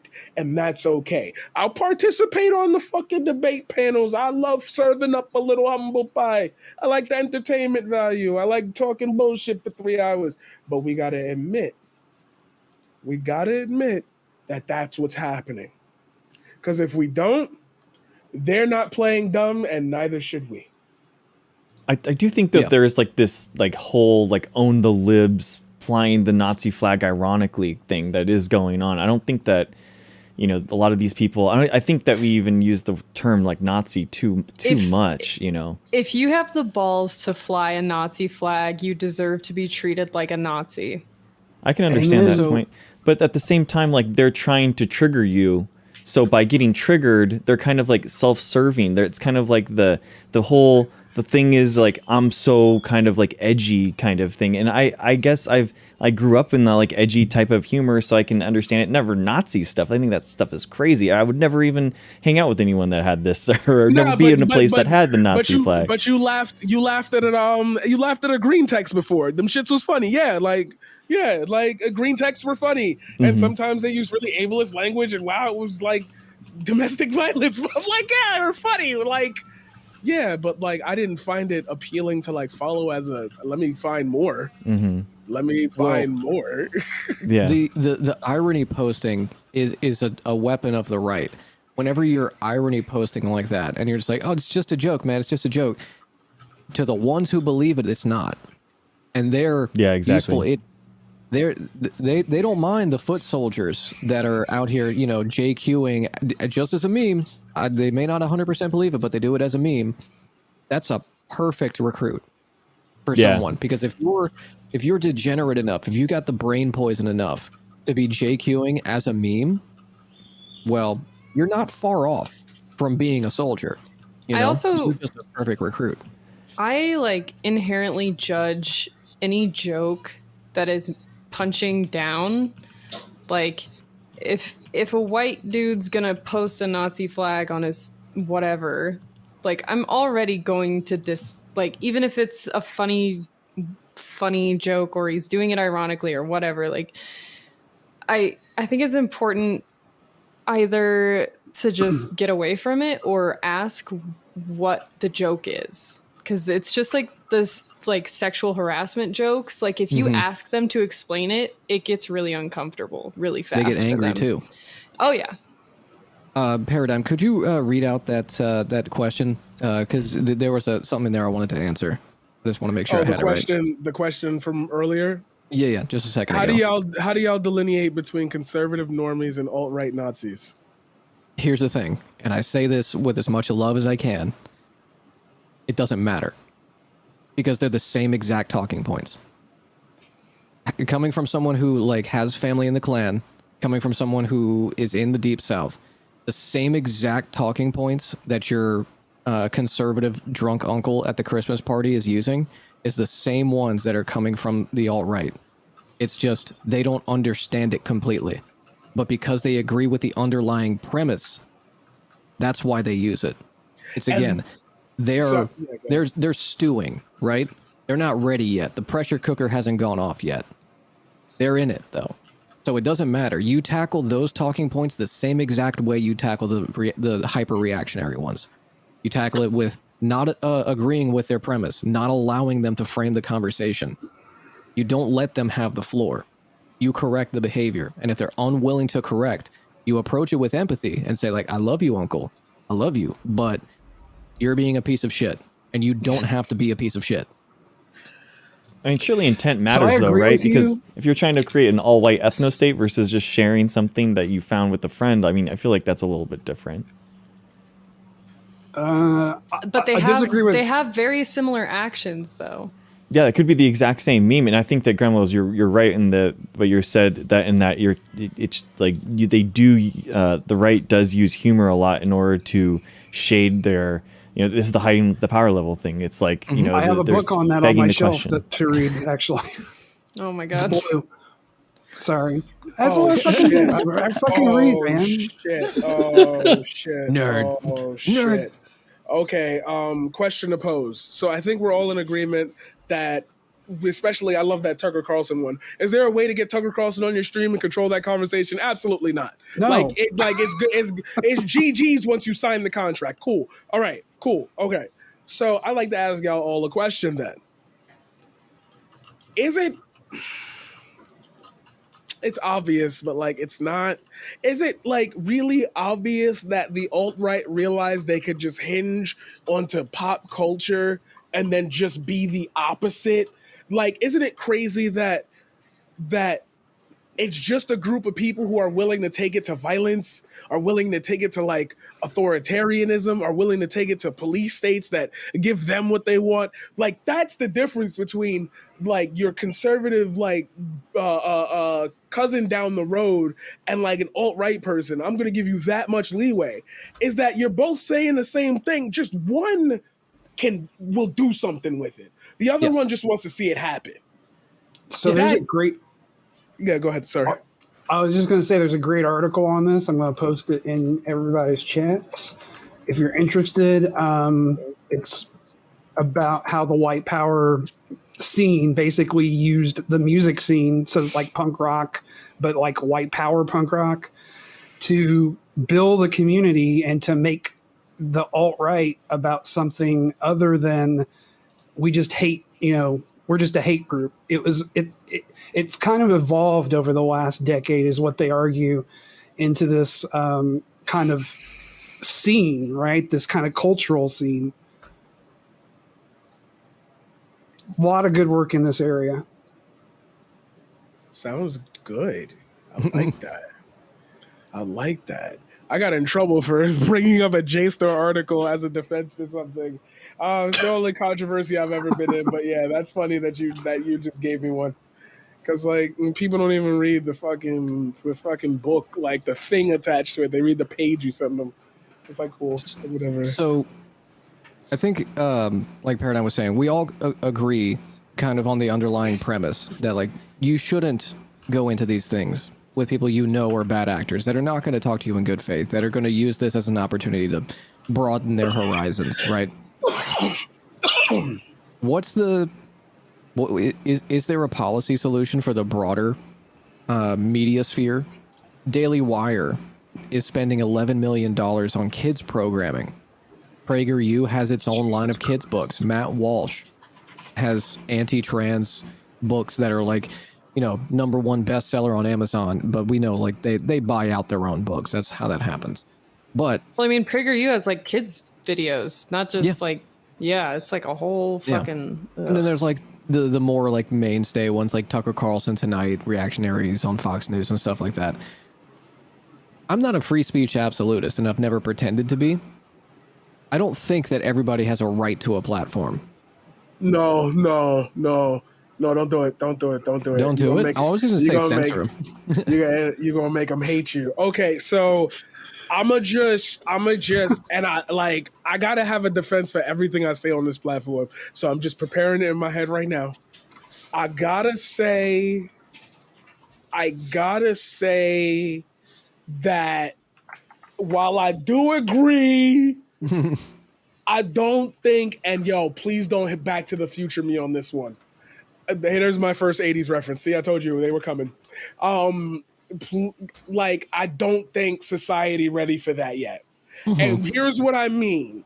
I don't think we have coalesced as a species. Now, I know that's some wild shit for a Twitch streamer to be saying. I understand you're looking at your phones right now. You're looking on your computers like, hey, yo, this man's smoking way too much. I gotta need something like he's smoking. Just listen to me. Because I've had this conversation a long time ago with a friend for an hour while we played COD. If we trying to populate another planet already and we all can't come together on some very common basic necessities for all of humanity yet, we are not ready to start doing large swaths of we need to get rid of this ideology. I think everybody and their mother would agree with the word white supremacy being bad. Whether you believe it or your core is society has told you that is bad. Right? Whether you believe it or not, it's bad. Okay, we're going to take Stormfront's line. They still love what you have to say. They just don't like the word Nazi. You got to get rid of that. You have to not let it thrive anywhere for it to go away. And we clearly are not doing that. So that's why I said, don't go there, Gremlo. So before we start with what we should do, because I agree with it, I just feel like you're going to piss a lot of people off, and it's not going to be a good transition into a good moment. It should be, It should be. We should have a point in the year, hopefully soon, 2274. We've gotten rid of all white supremacy. We've housed all the people, all the food. We're bountiful. It's great. We fixed climate change. Let's go. But like, I don't see it going that way. My my hesitation is that what it took for a country like Germany to have laws about Nazi iconography or Nazi groups or posting about that shit online wasn't good. And I don't want us to have to get to that point for people to have a reckoning with the existence of white supremacy and like hyper-nationalism within the US. I don't want us to get to that point. Is that what it requires for a society to have a reckoning socially? I don't know. And I don't want to see it get to that point. I'd want to cut the head off of the snake, metaphorically. I first. agree, Gremlo. Like, if you want to see systemic change, you have to cut it off at the tap, because it's just going to keep like trickling, drip dropping, and we're never going to get away from it. And I think in order to, help unify and help enact like our collective vision for the country or the world or whatever, you have to make it a space that's available for everyone, and that means that it can't be available to people who want to cut it off for other people. Yeah, and but then the left is doing that. Then the left is cutting people off. See, it's easy to debate. It's easy to debate this. What do you mean cutting people off? So you just said, as a leftist, if we want to envision this utopia, that we have to have it. We can't allow people within the space that want to take it away from people within that space, right? So no, I was saying like fascists who won't let certain people have opinions. They should not be allowed, right, to have complete freedom of speech. Right. So the defense is to that from a rights perspective is but that means that there are just people that you disagree with who you want to cut off. And what if they don't do anything? What if they just believe that and are a family man at home? What if they just have that ideology and attend the meetings, but they've never hurt anybody? As long as it's not being like propagated through the population, I fuck them, as long as they're not spreading their brain rot, fuck them. How can you tell that in ways that you can't track them? See, it's easy for people to meet up and have conversations. You want to tap one of their phones? The FBI does that. See, This is crazy because we know about COINTELPRO. So that already could be a way. But then you'd have to admit that national security isn't really a thing we should be worried about, because it's more worthy that they have ways to stop these things from growing. You see how bad this gets? I'm not even saying NSA type stuff. I'm saying these private platforms like Twitter and Facebook and shit, they should be doing this job that's in their platform. Okay, so you want to get rid of people on these platforms who have these ideals, correct? Because that's what's cogent now, and that's what's applicable in the space that we're in with this internet age. Okay, so how far? What deems them? I'm not taking these points. I'm just showing you how frustrating it can be, because I know. Yeah. I've had this conversation many, many times about freedom of speech and the limits of it. And I have always been, I have not always been, I used to be hella lib, but I've come to this conclusion that you can't have freedom of speech if everyone has freedom of speech, because you have people cyberbullying, harassing people into silence. And that's not freedom of speech. And that's freedom of speech taken away. Paradox of tolerance. Yeah, and it's taken away by inherent traits that can't be changed, whereas being a Nazi can fucking change. So that's where I've found myself, and I don't see myself moving anytime soon on that opinion. The thing is, sorry, go ahead. Saying taking away the freedom of speech for people that are called Nazis and stuff. Or even fascists, let's say. People on the left are calling Biden a fascist right now online. I'm getting banned on subreddits right now saying Biden is not a fascist. I'm sorry. I'm not saying cancel culture style, enough people ask, enough people call you a fascist, you're fucking out. I'm saying if they're spreading shit that's bad out of their own fucking mouth or fingers typing on the phone, then that's repercussions. Your actions have consequences. Okay, so you want to? I'm sorry. No, I'm doing this because like it's funny to be in this position because like this is something I think we all need to hear. And wow, Fraggle put it in better words than the long ass sentence I was gonna say, so I'll use his. To me, it's really about focusing on what undermines the pipeline towards extremist ideation, and that means solving the conditions that keep people pissed off and miserable and overworked all the time. Yes. That's what I'm trying to 100%. get at. It's like when we make these declarations like Nazis shouldn't have free speech, technically the world should agree, and the world did agree at, the whole let's end the fucking world war type shit. Let's show our superior might so they know not to fuck with us. Like, okay, so now you got a generation of people who grew up with that ideology, and that Nazism still exists. You can't get rid of it until you fix why they want to in the first place. So when we make these declarations like no free speech, we right. That's what I'm trying to get you to, is like stick to your guns. You're right. But why are you right? Not how are you right, because how are you right makes sense. I could point out a bunch of shit that Richard Spencer has said, and the first thing you Google when you look up his name. But why is that wrong?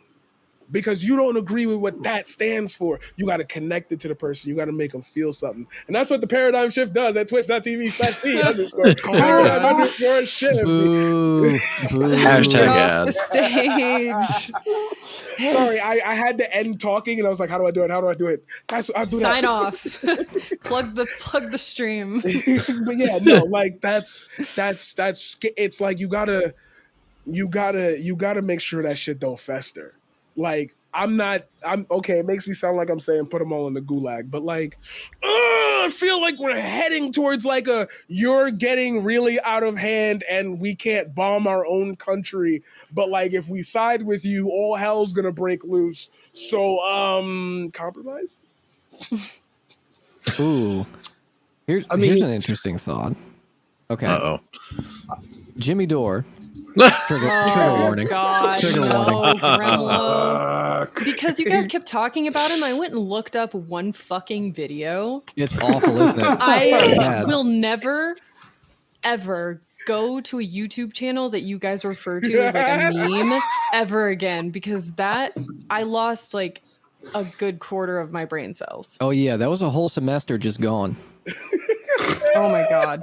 Biochem didn't need you anyway. Yeah, it's Fuck off. negative knowledge. It absorbs everything you've already learned. Yeah. So, but this is a conversation that's relevant because I brought up earlier how there are libs, there are like rad libs, there are neoliberal like reactionaries on the platform as well that try and do what we're talking about, like bring on reactionaries to try and own them in the marketplace of ideas, and in so doing, giving them more of a presence within the space. Jimmy Dore is what I like to call a red fash. Mainly because he has openly stated he wants to ally himself with the Proud Boys to get Medicare for all and shit like that. What? Yeah. In what world do those You gotta two be things fucking kidding me. What the fuck is relate? Oh my god. Ah. Is he wanting to do like a coup? No, I I The swear, go Proud through one Boys? Like, pandemic, this is your what whole happens your whole when you your have whole no viewpoint theory. will change, and all your friends will change. One pandemic just completely rotted that dude's brain. It's like, Right. Seriously. He's also an Oh my anti-vaxxer, God. so keep that in mind. Exactly. Yeah. This is the failed comedian to reactionary pipeline at work. Yep. Like if you're a failed comedian, failed Hollywood person, this is what happens. But his idea is that if we ally ourselves, to Paradigm's point, that if we're talking about alleviating the actual material conditions that bring about reactionary politics, which is a correct take, bless you. Thank If you. we do that, then that will turn them to our side eventually. The It was problem Jimmy is, Dore. I think I'm allergic. the problem is that they don't want that. And useful idiots like Jimmy Dore will look to someone like the Proud Boys who will say, sure, Jimmy, we'll ally with you. Sure, People's Party. Well, who's people to a Proud Boy? Who qualifies as people? Yeah, I mean, Well, this they shit's have a rolled. Hispanic leader, so it's fine. Yeah, they always have one of the good ones. Yep. Yeah, they'll redefine white for whoever they want to redefine white as, and then call them people. Yeah, they call him Henry to his face, not Enrique. Right. So the reason I bring up Jimmy Dore is because whenever we do take this approach of like we have to alleviate the material conditions, we also have to keep those people who, in the end, Nazis get healthcare, in our ideal world. Even if they're reactionaries, they still get healthcare, their kids get a good education. But we keep them at arm's length because if they get within proximity of power, they will not let it go. Yep. Yeah. They're wrestling with it right now. They've already openly stated it. Charlie Kirk, all these reactionaries have openly stated in the last several weeks, the moment that we get power in the midterms and in 2024, you're never getting power back again. No, well, I mean, what do we think January 6th was about? I mean, that was, I think, the first What do we think's flailing. going on in the Supreme Court right now? Like, Oh, Jesus Christ. Okay, so to for everybody who's listening right now, I wanna do something real quick. I wanna. I love the adventures you take us on. Exactly, right? Like you gotta fuck with the vision. You feel me? Trying to bring something different to Twitch, maybe. You feel me? Like anyway. So Take us away. Pete. Somebody said to a certain somebody else that there was a possible link between what's happening with the Supreme Court and what's happening with the January 6th committee and all of this and connecting it to white supremacy. Couldn't be. And like that was laughed out the building by a couple people who took a look at the VOD, Now, we've been talking for a hot minute. You don't find that there could be a link here? You don't see that there could be a possible, like, oh, that guy talks to that guy, and these two went to Harvard, so, like, he called him up and be like, yo, I need you to, send a paper to this man for me real quick. Oh, that don't happen? Oh, but gangs do that. Black people are stupid enough to, right? You see where it gets into the layers of, like, how inherently you view mafia culture as intelligent, suave, cool, the debonair. Who taught you that? That shit was violent. That shit what we facing in Chicago. Where you think the murder rate started at? Oh, see, I don't think you should know all of this. That's not fair. But don't pretend like it's not there. That's my answer to that like query. Like, no, you can't have this guy. There's no way, there's no tangible need to ever talk to these people in not a one-on-one non-recorded session. Mm-hmm. That's where you do the de-radicalization. You can't control the outcome of these conversations. You can't do it here. I'm sorry. Like, and I know that sucks because it's like, I don't want to take money out of people's mouths or whatever. Like, you get your viewership, you do your thing, baby. If you don't get banned, if Twitch say it's okay, like, who the fuck am I? I'm some dweeb with 10 viewers right now. Like, but like, I'm telling you, and I'm going to say it like this. My goal on this platform is to get to a point where when I come down, they did it again. Somebody followed and it's really loud. Why is it so loud? Jesus Christ. Okay. I'm telling you, I'm going to get to a position where like, I'm going to let you know you fucking up. I'm going to let you know when I got to step in, when Father Paradigm got to step in, oh, you done fucked up. You done fucked up. And like, I say that with due respect to like everybody's ability to have this conversation, because right now I feel like all of us are really getting to the core issue about it, is that are we becoming a platform where alt-right people can get a time? Like, remember how we were talking about after school special and we could slot all the shows or whatever? Any of you guys in favor of putting a Nazi block in there? Fuck no. No. Right. So if I were to tell anybody else, hey, in your programming, you're going to have a Nazi block, like, do you think that they should say no as well, right?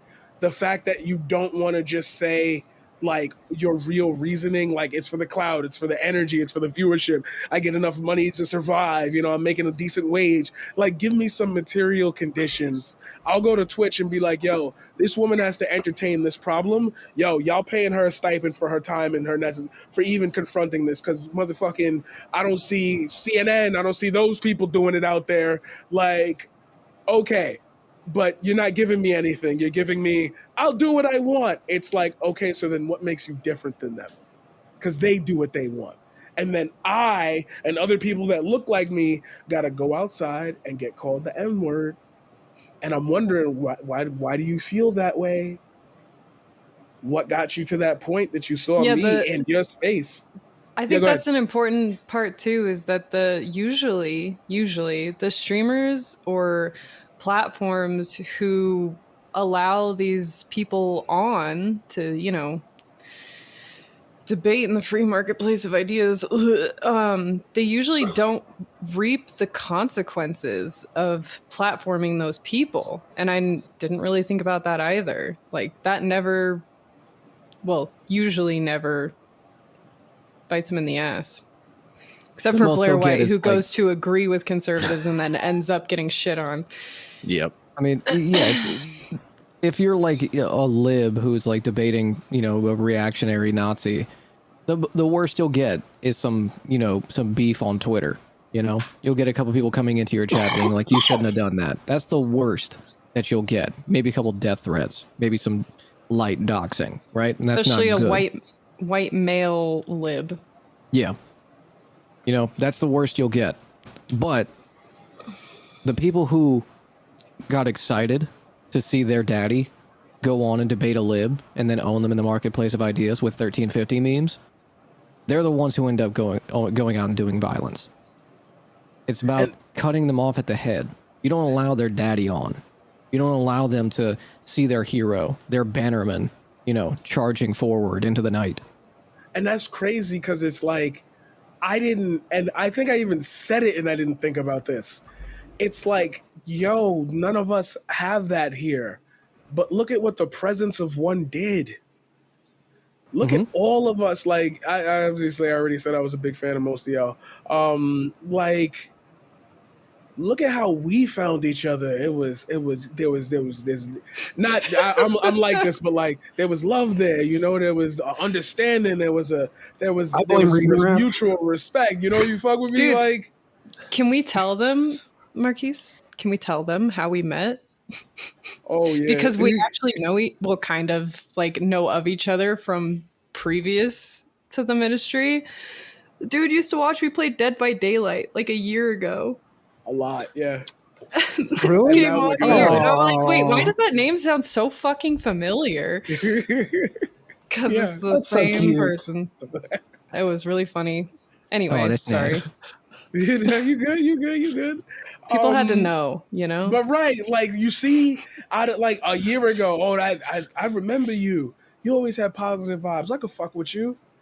Like, I want you to think about what you just said out loud when you said, yo, I think this guy is cool enough to have on. He's a puppet for the right. He's a punching bag. He's got no clout anymore.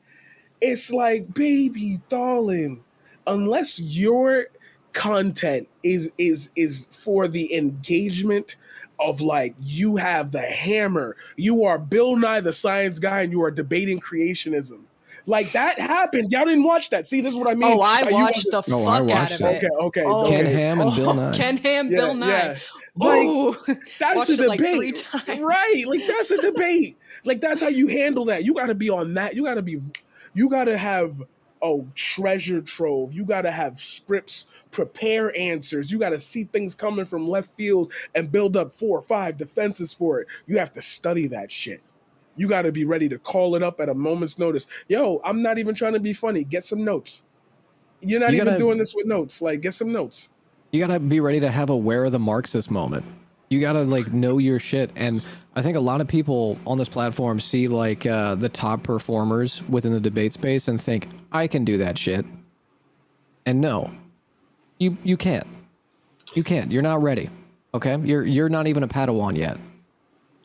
I've been teaching for way too long, 10 years or so, and I'm still learning about, no offense to any students that might be out there, but the dumbass undergrad who doesn't know stuff and is coming at me and I have to defend my position, right?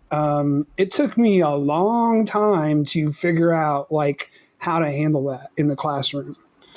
And, Same, and it's a man. skill. I was that student once. Oh my god. And look Yeah. at you now. My poli sci professor decided to state that global warming was fake because carbon monoxide levels are going down, and showed the graph What? from yeah. Oh my So I God. fucking raised my hand and I'm like, bro, that's not carbon dioxide, you dumbass. And he got pissed. look at the academic. He's stressed. Look at the educated man. He's stressed. That's exactly what I was doing in class when this motherfucker was trying to say carbon monoxide was carbon dioxide. So I feel him on a spiritual level. But like, nah. Go deeper. Let's go deeper. Sometimes you do have to call out professors, but I know what you're talking about. Let's go even Yeah, deeper. no. So, go. Hey, look, I like having people like you in my classes because you keep me on my fucking toes. And I also know we're at the end of the day, we're probably on the same page. Yeah. Let's go You even know. deeper. Pretty Bold sure of my a poli-sci professor to was try like and talk about alt-right. What the hell? ecology. Whoa. How did you Yeah. both do that at the same time? What? What the fuck was Yeah, that? you both spoke in unison with the same words. That That Oh, was yeah. Did we? crazy. Did we? Can we get a clip Yes. on that, please? That Oh was, my that was god. wild, dude. yeah, chat clip that, please. Did you My just say God. born of a Hive poli mind sci shit. professor to talk about ecology? Yeah, you both. No, said- I said I'm pretty sure my poli-sci professor was like alt-right, like Oh, Okay, well, you both said hella poli sci conservative. professor, and like you tied yeah, that we said shit poli in sci right there. professor at the same time. I was like, Yeah. I don't think Gremlo Yeah. said anything about all right. I think he No, said no, it's- ecology. The words poli sci professor were said at the same time. no. So I was teaching in a school in West Manhattan. Okay, yeah, the Upper West Side, and it was a school mixed with you had your talented kids and you had your inner city. The quota system, the really shitty system that we do. So I'm talking to one of the teachers, and this is in front of like all the high schoolers all sitting in lunch, and I'm starting to get really mad at her because she's telling me, and I'm like, this woman has more accolades than me. She has a master's degree. She has a PhD, landed everything. She was screaming in my face that megabytes were bigger than gigabytes. And like it was like, and that's what I mean. Like, even the smartest people can have moments to slip up. I promise you, if it could get that low and dumb, like, it can get really bad when somebody knows how to play with your screws. When they know how to gaslight you, message you at the right time. You're always sad at 9 p.m. I'm not saying it, but like, women know. Women know men give off that creepy feel and start asking the wrong questions at the wrong time. And y'all don't even be listening to them, so let's not even get into that. Like, but these people are meticulous because it is a meticulous upbringing that they've had. They've gone through trauma. They need a voice out. The same way we be going towards the Crips and the Bloods and all the gang stuff. That's theirs. You have to unwire all that, and you got to do it real fast when you talk to them face to face. They get no out. They're not welcome here because when you start normalizing it, the most extreme visible part, you allow the quiet inner part to start working. Once the machine says, yo, we got Steve Bannon in the White House, oh shit, QAnon pretty much caused like a worsening of the 2020 pandemic. They were releasing videos called Plandemic. Oh, you forgot about that type of programming. It's not today's news. You don't think people still live with that? You don't think Republican-led states? You don't think DeSantis saying that out of his mouth? Oh shit, should I bring up the video where the Plandemic says the exact same thing Ron DeSantis has said in 2022? No, because that would get suppressed and that would... You're not ready By for the this way, conversation. There's a new Plandemic video that's circulating. Just FYI. Fuck you, man. Nah. Good night, Let's everybody. go. It's been great. It's been Let's go. Speaking of like the people not being equipped with the correct information, has anyone noticed how liberal media covering the when I say liberal, I mean like, not Fox News, the people who are actually covering the January CNN. 6 hearings, CNN, MSNBC, PBS, ABC, all of them, how they're shocked by information that we knew a year and a half ago. Yeah. I'm kind of what? surprised. And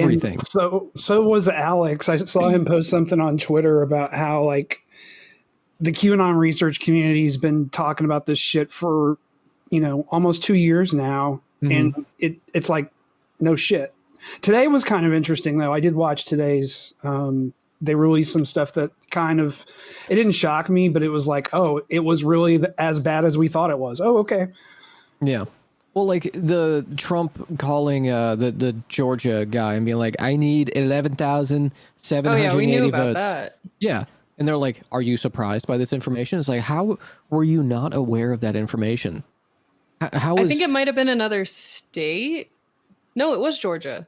yeah, I remember like the listening to the exact same recording. They're like, we have new recordings. It's like, I heard this a year and a half ago.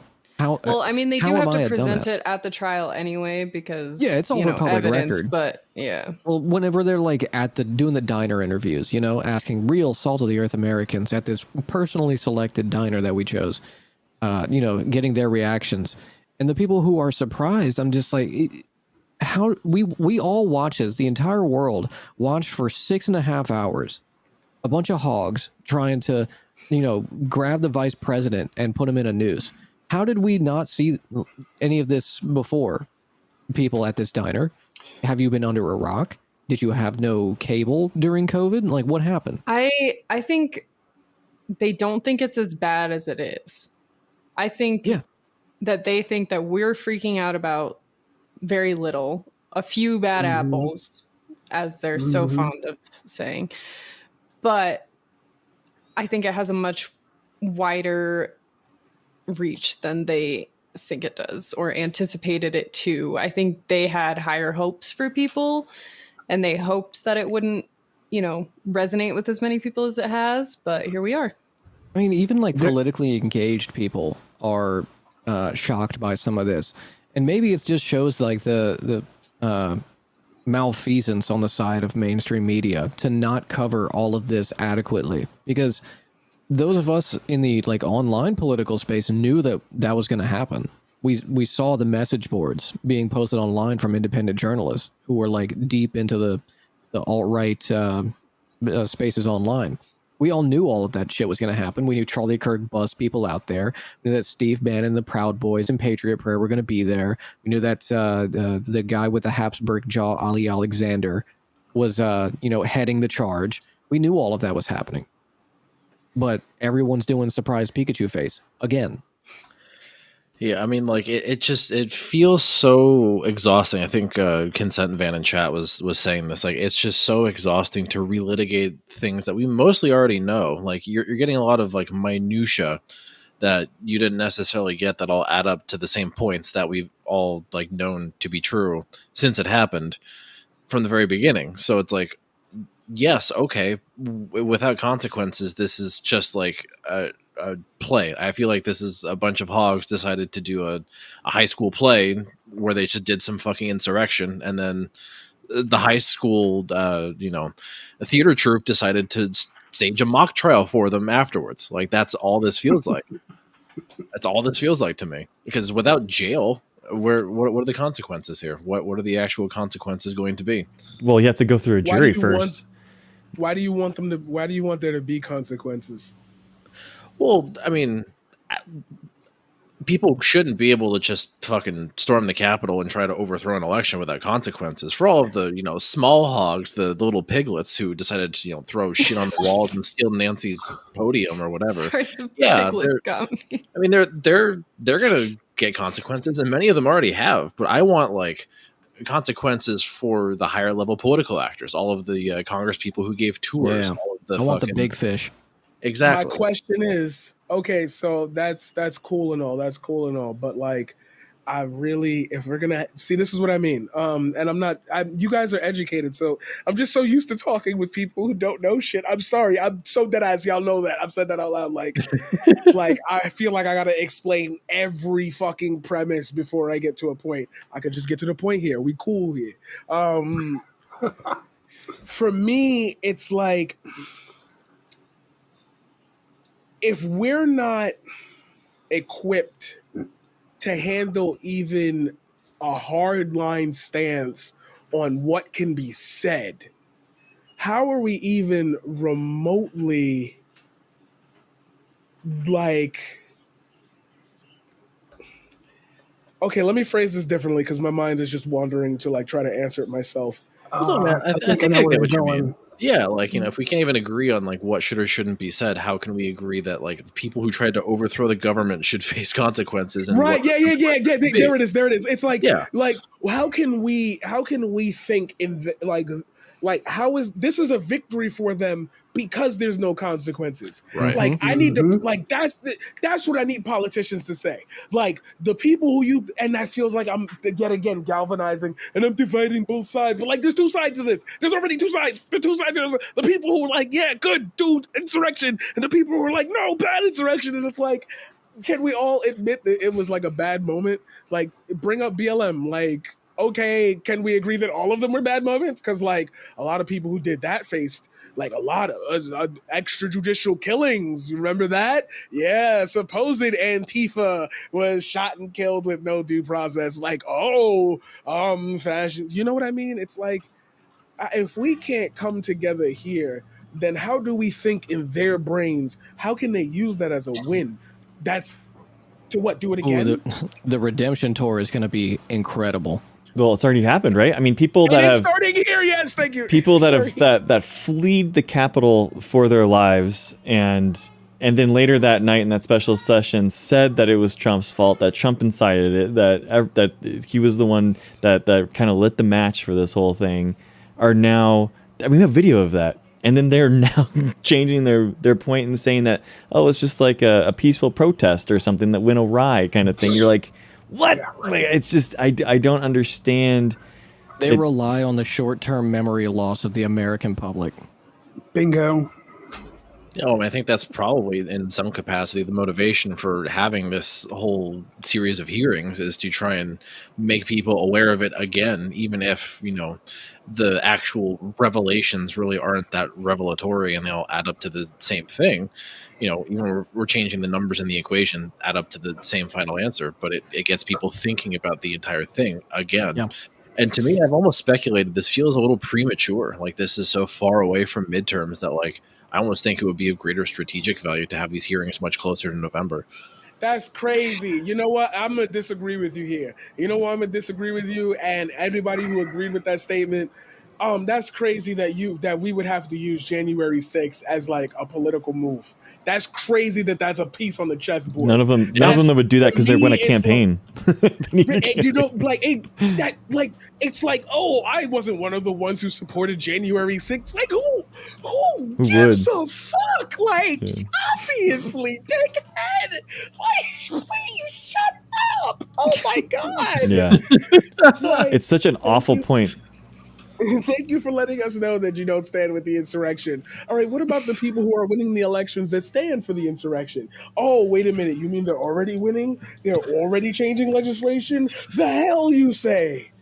Yeah, it's pretty crazy how the right is kind of like Shook it. co-opted this whole idea of just like we're not going to listen to you and with they're coming like we're going to use our Second Amendment remedies and all this kind of like this talk. I mean, it blows my mind. Is it the Arizona governor candidate that said that like it doesn't matter what gun regulations that Biden even passes, we're not going to accept them and we're just going to have no gun regulations in our state? It's like how they're like she literally said, tweeted out like come and arrest a sitting governor then. Like it's just like jeez, like I can't imagine the New York governor or New York City mayor saying that right now with the the SCOTUS decision coming out. We're going to keep the NRA licensing. money must be flowing, dude. Mm-hmm.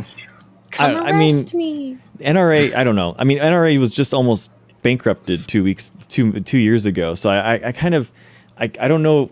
I think that the NRA is basically a reflection of the wider gun culture that happens in the United States. I think that they're less effective than people say. I would argue that they caused or contributed a great deal to the gun culture in America, especially with the politicians that they've funneled money into to keep, espousing that rhetoric. But I think they definitely played a big part. But the gun culture, like the NRA isn't like impacting like Lightyear having guns in it. I couldn't believe it. Like I took my sons to the first movie theater experience and we're like watching Lightyear, and like even there, every single solution is gun. I'm stealing this from you, Paradigm. I've used this multiple times. Every solution is gun. It's crazy. Even in a kids movie, you're like, this is insanity. Why is everything gun? I don't the NRA, understand it. Created that culture. No. I don't think so. I don't. The wider culture, I would say. We have Hollywood pushing guns. We have. There's just an insane fetishization of guns that's way wider spread than the NRA, I think. I would like to go even further back, and I'm gonna be honest. This is gonna make me sound like a fucking patriot, but I can honestly admit that the reason why guns are so prevalent in our country is because we did grow from those people who believed that their weapons were the reason why they were able to secure the American borders. They did have remember Manifest Destiny? That's a thing that was done by force. Force buyouts, they bought Manhattan for $12. I think it's $8. I know the meme. It's one of those two numbers. It's there's a underlying guns equal might with our country. For sure. Right. This is interesting. I mean, to play to that point. I just Googled Paradigm. it. It was founded in 1871. Oh So- shit! Okay, wait, I'm wrong on that. Yeah, Dude, yeah. That's right. They were pro gun shit too until a certain period of time. Yeah, I'm wrong. I'm wrong on that. So They're the for NRA training and shooting practice and stuff, and then they kind of shifted over to this whole the 60s. anti-gun regulation. Yeah. in the 60s they shifted. I want to blow everyone's mind here. The NRA are, in comparison to a lot of think tanks and other NGOs, broke boys. They are. Yeah, they almost went bankrupt. Propaganda is cheap. Propaganda is very cheap. And the NRA is not just like a standalone force. It's what the NRA is part of a broader network of manufactured consent, all surrounding the military-industrial complex. Every single facet of American gun culture all boils down to the military-industrial complex. From violence in video games, gun culture within our media, that's all the Pentagon. The Pentagon has a say in every single military reference that goes into our media. They have final say on it. Call of Duty, Top Gun, Captain Marvel, you name it. Whatever it is, Lightyear, all of it. That's the military. That is true. The NRA is 100% a part of that. That's why they're selling guns that are manufactured from manufacturers that are getting government contracts. It's all the military-industrial complex. That's why our culture is so pervasive with firearms, because that gets people very excited to join the military. You make conditions really shitty in people's neighborhoods. School shootings are happening a lot. The only way to escape that poverty that you're in is to join the military, because you can't get healthcare, you can't get education, your infrastructure is garbage, and you want to get the fuck out of your poor town. Well, that's why we call it the poverty draft. That's all the military. Yep. Yeah. Sorry, I blacked out. But I mean, See, like, You, was you all a live in dream. rural America, kind of like me and Marcus, and so you see some of the threads that a lot of people don't see, that they overlook, like people who live in cities, for example.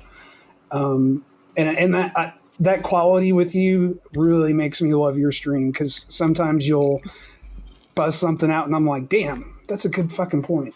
Anyway, sorry.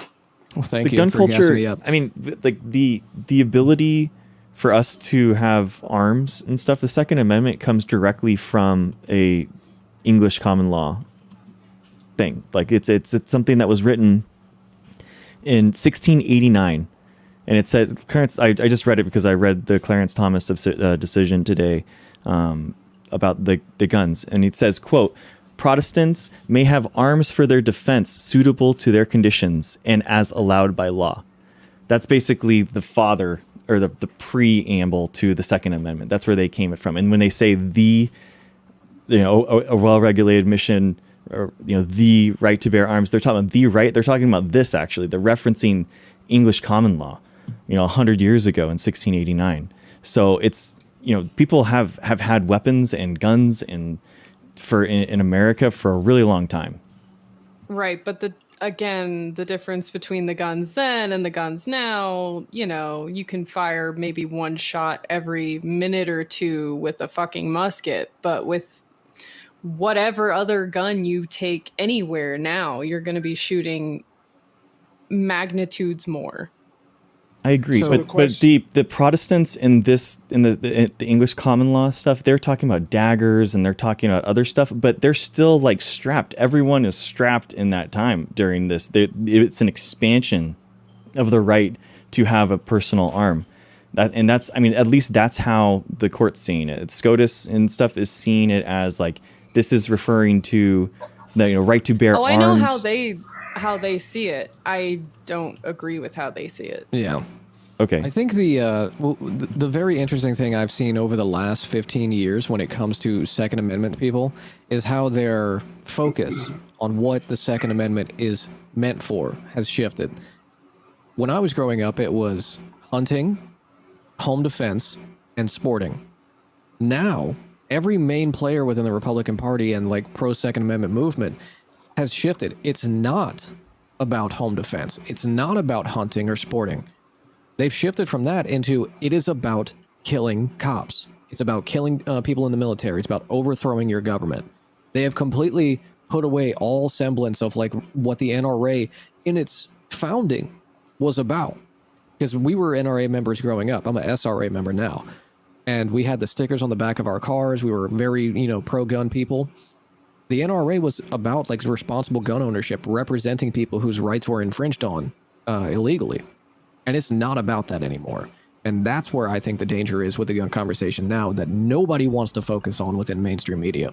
Yeah, I mean, it has to do with completely abandoned like back the blue shit. Well, they'll still say back the blue, and in the other hand, they'll say, yeah, this is actually this thing right here, my murder dildo. This is actually going for the cops because maybe they haven't thought about it. Maybe they're just going along with the rhetoric. But when they overthrow the government, those are the first people they're going to have to go up against.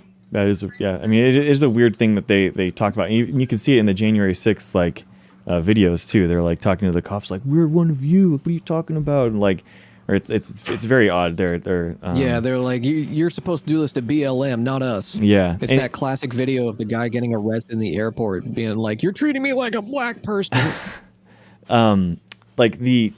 I think it all comes down to Heller 2008. If you like, the oral argument there is actually very interesting with SCOTUS, and it's worth listening to because all of these gun decisions are based off of Heller 2008, and you can draw a direct line from Heller 2008 to this now, and it's basically an expansion of the 14th Amendment's individual rights, and now it includes a right to bear arms. Because before 2008, like the Second Amendment wasn't really dealing with a personal individual's right to bear arms. It didn't have any place or any precedent. I mean, within like legal, in the legal sense, or Correct. do you mean like in the rhetoric that people use? It in the like legal definition, like what Legal does the Second protections, Amendment mean? That kind of stuff. It's Hey guys, can I ask you a question? Sure. Yeah. Have you noticed how hard it is to have a conversation about the alt-right without realizing that it is intrinsically linked to like things that people argue about on a daily basis? Like, I want to point that out really for the audience, not for us. Like, I want you to hear how we got on this topic. Like, I really want you to follow the train of thought and don't think it's just like, oh, they were trying to fill airtime. Like, we could really sit here for quiet for 5 minutes and be chill. Like, I really want you to think about... we followed that path. We didn't create it. I want you to... We followed... I say that again. We followed the path. We didn't create it. Like, that's hard. Like, we be dropping gems. I don't know why subs ain't flying all across these channels, yo. I don't care if people not streaming. I don't care if people not streaming. Go to the Twitch channels. Just, you can still get it. Yeah, you'll find out about it later. I do the thing. Hello. Anyway, T-Snits didn't start the fight. Exactly, come on, for man. real, though. Come on. And you're not seeing how, people who can sit and have a conversation for 2 hours can realize, oh, shit, that thing that my conservative uncle said can legitimately, without bias, be traced back to something else that I'm quite aware of. And I can follow the train of thought very easily. I don't have to put too much of a spin on it. It's just natural occurrences and what I've noticed real people do in my life. If you think that we could reach that conclusion within 2 hours, you don't think somebody like Richard Spencer came in prepped? I'm high as shit. Like, you don't think like you don't think like Richard Spencer of all people. You don't think Tucker Carlson. You don't think like Christian Walker got ambushed by Hassan. Like effectively, we all could see Christian was like crushing on him, like whatever, dude, whatever weird stuff. But like, Was he? yeah, I feel like you could tell. Oh my God, he He wanted. said when Hassan was away, his type is Middle Eastern men. Yeah, he really was like, yeah, like he made that. This shit was clear. a fishing expedition, is what this was. Exactly. Like, but when Hassan had the conversation, you saw people got mad at him. Why would you put him on your platform if he's gonna have those views? Oh, because he's not pushing the envelope so far as to, I'm prepared with this shit. I've been on Fox News. I've debated Ann Coulter. I've debated the possible next governor of California. I've been in that sphere. I'm prepped up. I was part of a media company. They pumped my head. Like, I was reading. I was doing the work. I graduated. Like, there's levels to this. I know it looks like some people on here are dumb himbos, but like even they gotta pretend like you don't got that audience for no reason. There's something that makes people believe that I believe in Hassan's politics. Nobody's saying they believe in yours. Yeah, I mean, I think you offer up a good contrast between, if we're bringing this kind of full circle back to the platforming conversation, like you offer up a really good contrast to, people who have been doing this professionally off the platform for a pretty decent chunk of time and then coming to the platform and creating their own space and then trying to use that to achieve some end, regardless of whether they were successful or not, versus the alternative of people who do not have that background, that experience, trying to do something similar, regardless of whether the intentions are, actually acceptable at face value or otherwise. Like, just if you just look at the participants in that conversation, like really random Twitch streamer and Richard Spencer, like there's a pretty big disparity in terms of political acumen from a former and still present figure in the alt-right and Twitch streamer. There's This also is another why- question that nobody's asked. Why did Richard Spencer choose that particular stream? You want my theory? Go ahead. Think about that. Smaller streamer, sub 3-digit view count, brown, liberal, woman. Oh, the id Paul hits all the marks. Mm-hmm. Yeah, because that offers more plausible deniability too. Like, see, we're not saying these awful bigoted things. Look at one of the people in the conversation. Look at her. Oh Yep. God, that's smarmy.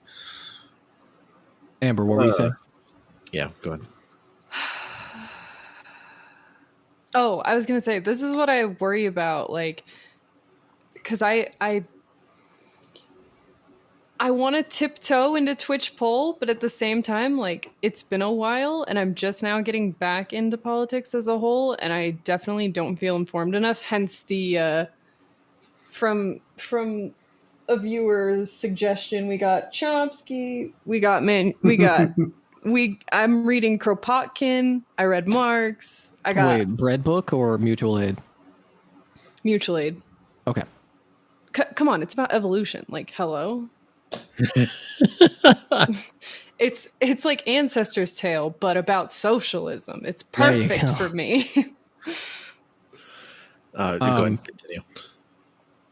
Yeah. What were you trying? You're afraid to get into Twitch poll because of this stuff? Yeah, because I feel like I'm not informed enough, but I don't feel like I'll ever be informed enough, and I don't want people like shitting on me because I don't know what I'm talking about. Don't let that stop you. I was about to say the same thing. Like, if you remember, like that ministry episode where we had Dr. Miller, like one of the things she said that keeps sticking with me is that, we have to keep putting imperfect shit into the world. And if that's simply your presence without, the totality of all political information in your brain, that's fine. Like, it's going to be okay. And I guarantee you, like, even you in your current state right now could probably more eloquently and articulately state political positions more so than a lot of the other people you would be interacting with. So don't. People I like think if I ever humility and did authenticity. I think if I ever did it, I would not interact except in chat. You know what I mean? Like I don't think I would do any of the debate stuff. You don't want what Twitch poll has to offer. What you want is Twitch politics. They sound exactly the same and they got a little bit of crossover, but Twitch poll, you're going to get roasted in QRTs, and that's that lifestyle. That's, going on hippy dippy and then talking about, like, is it ethical for someone to is Twitch poll not Twitch politics? Yeah, they're two different things. Oh my God. Yeah, I know. I thought that was fucking short for, oh my God. There's like Twitch poll, and then there's like Twitch politics or political Twitch. They're like two ecosystems that have like a Venn diagram crossover. Okay. Is Twitch poll like the toxic garbage fire? Okay. Yeah. What we've been talking about all night, that's Twitch poll. Okay. Yeah. I do want to. This reminds me of when I learned socialism and communism are the same thing pretty much. I mean, okay, listen, more or less. Okay, more or don't less. Fucking pedant me, all right? Yeah. I want to bring up a section of an article that fellow Ministry of Science family member Maddie posted on Twitter earlier. It's an article on junkie.com where the author, Jim Mallow, is talking about deplatforming and like why it's bad to host right-wing people. I've been trying to find a good place to put this in. They quote, let's see, what is this person's name? Professor Greg Barton, research professor of global Islamic politics at Monash University.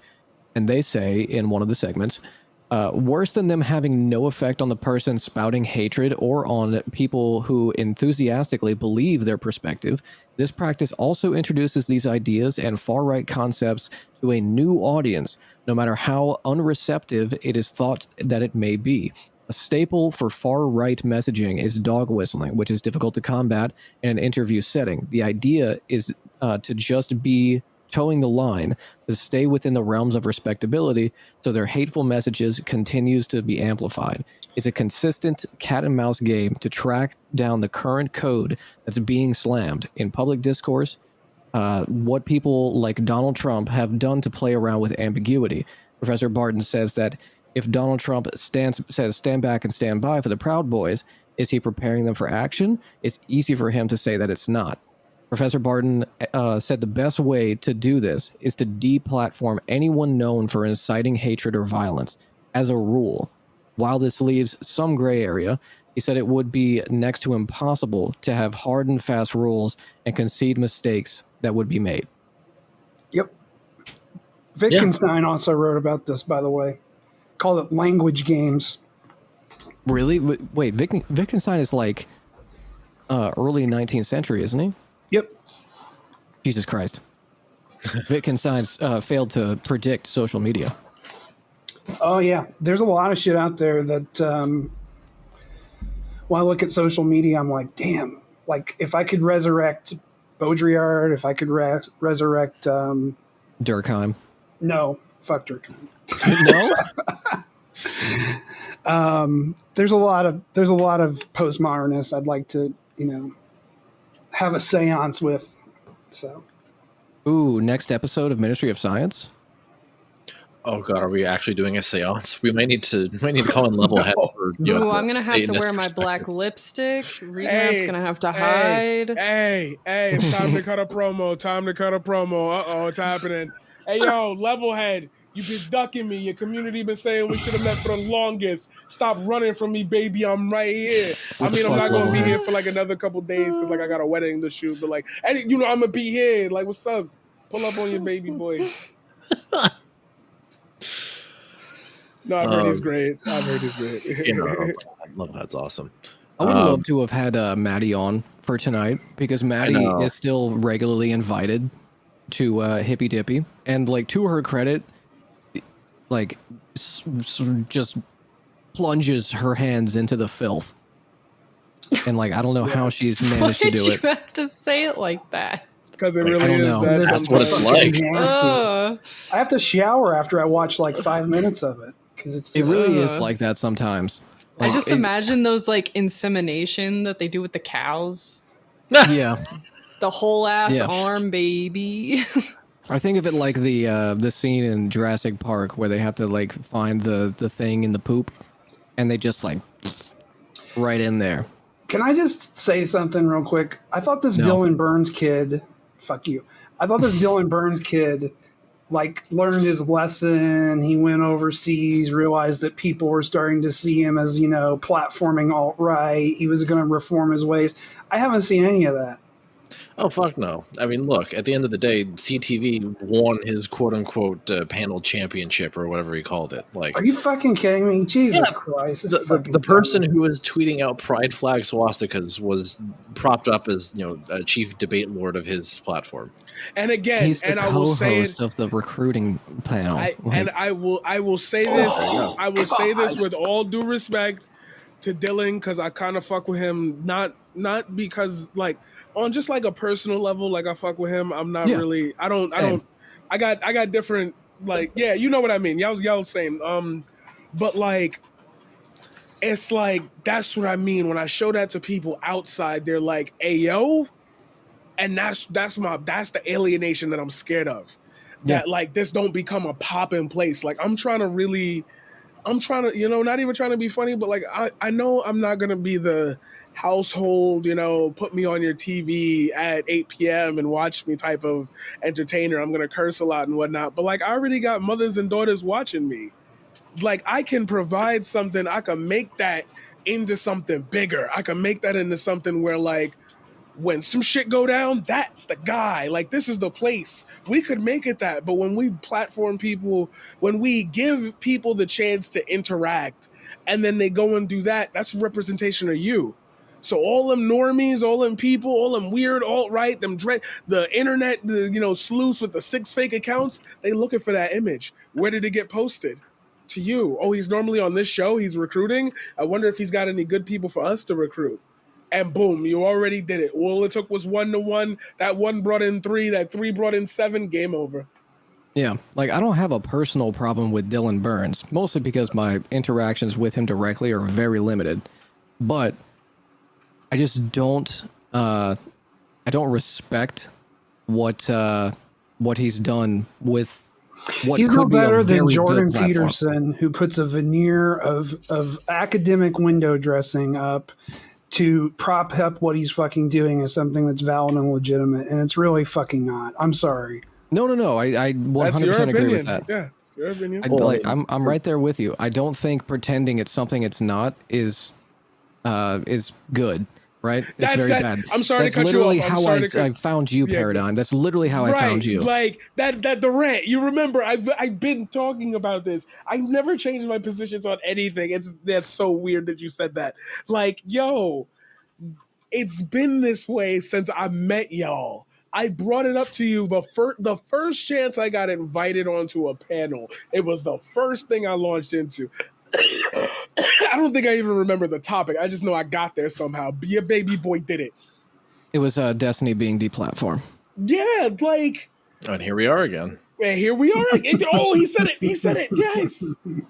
I said it. It's like it's like say, oh, here we go with another fucking 2000s 90s reference. It's like John Becker said, played by Ted Danson. Great show. Becker, you should watch it. Had some real good gems in there, especially the first season. I don't Yeah. even know what you're talking about. Go watch the show Becker. It's so good. It's so good. I swear You're to such you. an old soul, Paradigm. I am. I really mean it. Like, Yeah, you're older than me, man. at least the first season, like it has some great like. There's an episode called PC World. I'm gonna watch it with my chat after this. It's this.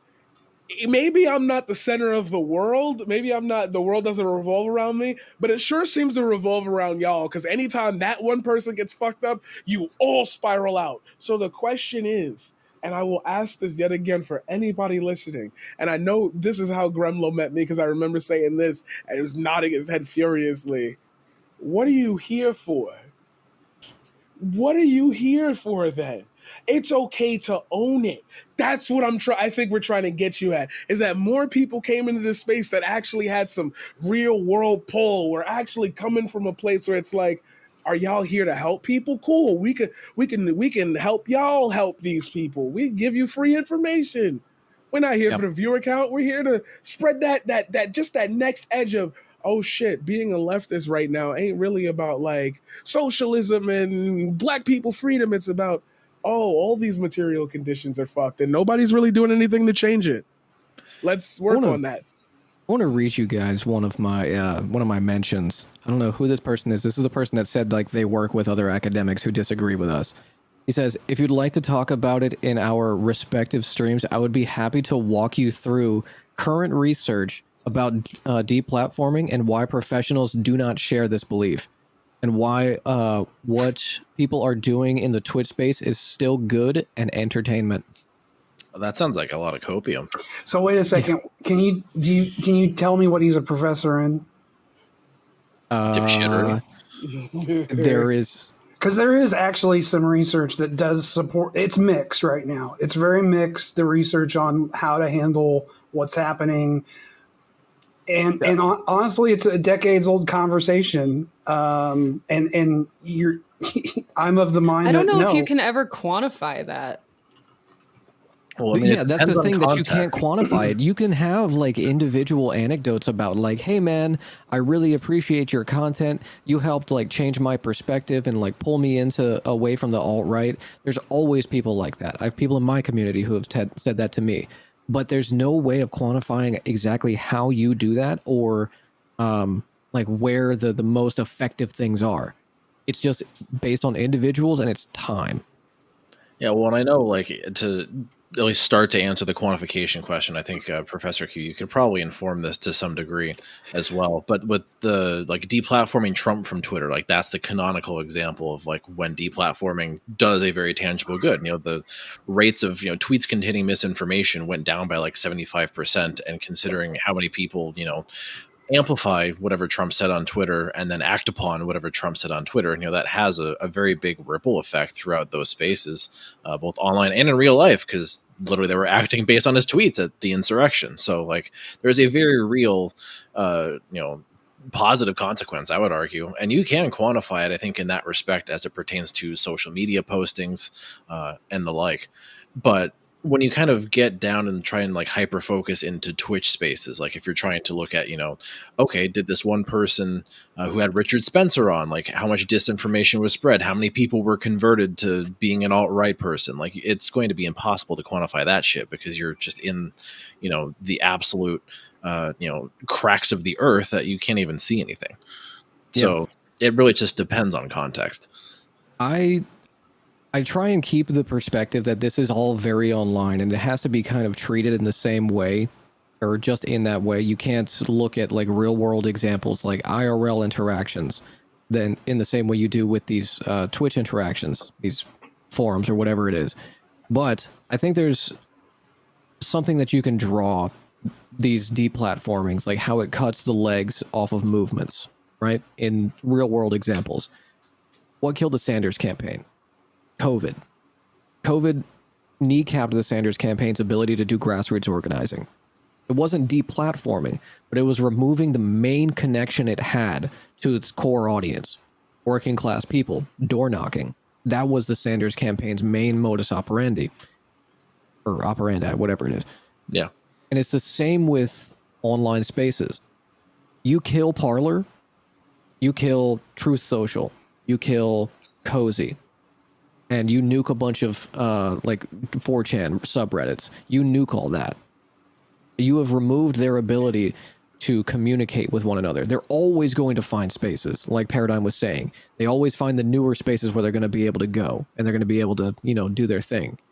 But if you make it so inaccessible that they have to go to the farthest reaches, they're further disconnected from people on the ground. Yep.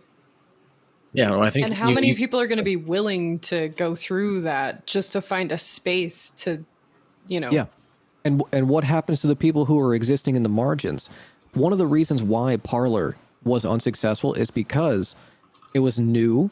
It wasn't properly moderated. They had no idea how to moderate it because they were the free speech platform. But what happens with free speech platforms? Exactly what happened to Parler. And a bunch of child porn on it. child porn and Nazis. Yep, full of Nazis, lots of child porn. Weird how those two things always come together. They're like a package deal. And my father-in-law wanted to get away from Facebook. And I told him we were like on our way to a Renaissance festival in the car. And I hate long rides with my father-in-law because I have to listen to these old radio tapes titled I Was a Communist for the FBI. I love them. They're hilarious, but I can't laugh out loud to them. And he was like, yeah, I'm going to get a Parler account because, big tech is like censoring people. And I was I told him, it's like, don't do that. Don't go on there. Just delete your Facebook. It'll be better for your life. Get off social media. And he was like, wow, it's going to be better because it's not going to be part of big tech. And I told him, you're going to see some shit that you're never going to forget when you go on that platform. Trust me. I know what's on there. And I know it's not going to last. And lo and behold, 2 weeks later, I asked him about it. I was like, so how's Parler treating you? And he was like, yeah, there's a lot of stuff on there I didn't want to see. And I was like, yeah, what did you for expect? principle. Yeah, I mean, like, I think extend upon what you just said, Gremlo, because I think Read and Rap and I have been having this conversation in DMs, but like the argument that you just cut off every single platform that they have, I think you can probably justify that under the precautionary principle solely because of what Amber said, in that you're never going to have any idea how many people were won over to the side of the alt-right by platforming any one of their figureheads or any one of the lower tier Nazis, really. So because not even conversion, just being made like sympathetic towards it too. Yeah, I mean, there certainly is an aspect of like normalization of the ideas, engendering sympathy in what they have to say, and sanitizing the images, depending on what the platform actually is, of the alt-right person there. But I mean, that all I think should be a giant sign of caution, considering we have history to tell us where this ideology takes us. Under that caution, you should be able to, epistemologically justify deplatforming every single platform across the board.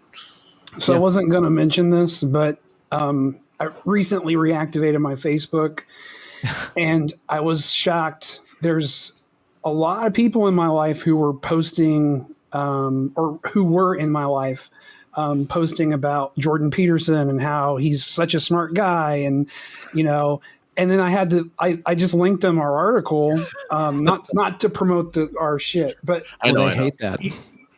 Like I wanted them to realize, like, if you follow this guy's ideas to his logical conclusion because you're a gay disabled man, eugenics, like that's what this logic promotes. Yeah. Anyway, I keep seeing it more and more, this kind of palatable, right wing, everyman's reactionary propaganda. Right.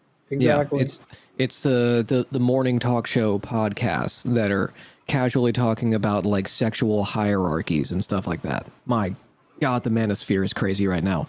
Horny posting constantly. And horny posting. Jesus Christ. These people are absolute degenerates. To kind of add on to what you were saying, Marcus and Professor Q, about how it stratifies out, or it pollinates out, not stratifies.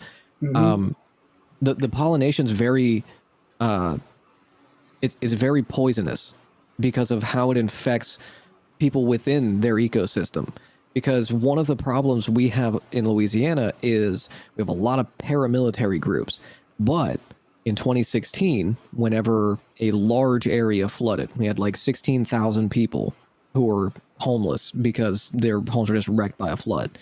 And the only people who were able to rescue them whenever it was flooding were these paramilitary groups who all have boats, and they all have fan boats, and they're able to get to people that the Red Cross wasn't able to get to. They're heroes now. They're also ethnostaters. They're also like we need to repeal civil rights movement kind of people. And now they're venerated, but people weren't aware of them. Those right-wing ideologies, the kinds of like symbolism, iconography that they use, the kinds of rhetoric that they espouse, now people are saying the same thing that they're saying, but not in the most like pure form. It's very diluted. People within their families, and I'll say this like mine, you know, I've said before, KKK people in my family. A lot of my family's hella reactionary, but to them, that's just very normal. That's just the norm. And they've just heard their friends, their coworkers say it. You know, everybody's got that coworker who has some very suspicious tattoos that you haven't seen all of. Well, I know, kind of tangential to what you just said. That Bored Ape Nazi Club video, holy fuck. Fuck. I haven't seen it yet. So, What? Dude, after you're done like streaming, like that needs to be the first thing you do. I'm not Wait, shitting what? you. Take Yeah, an you too, afternoon. Amber. Yeah, Take you some say- I time, wanted to get a watch it meal.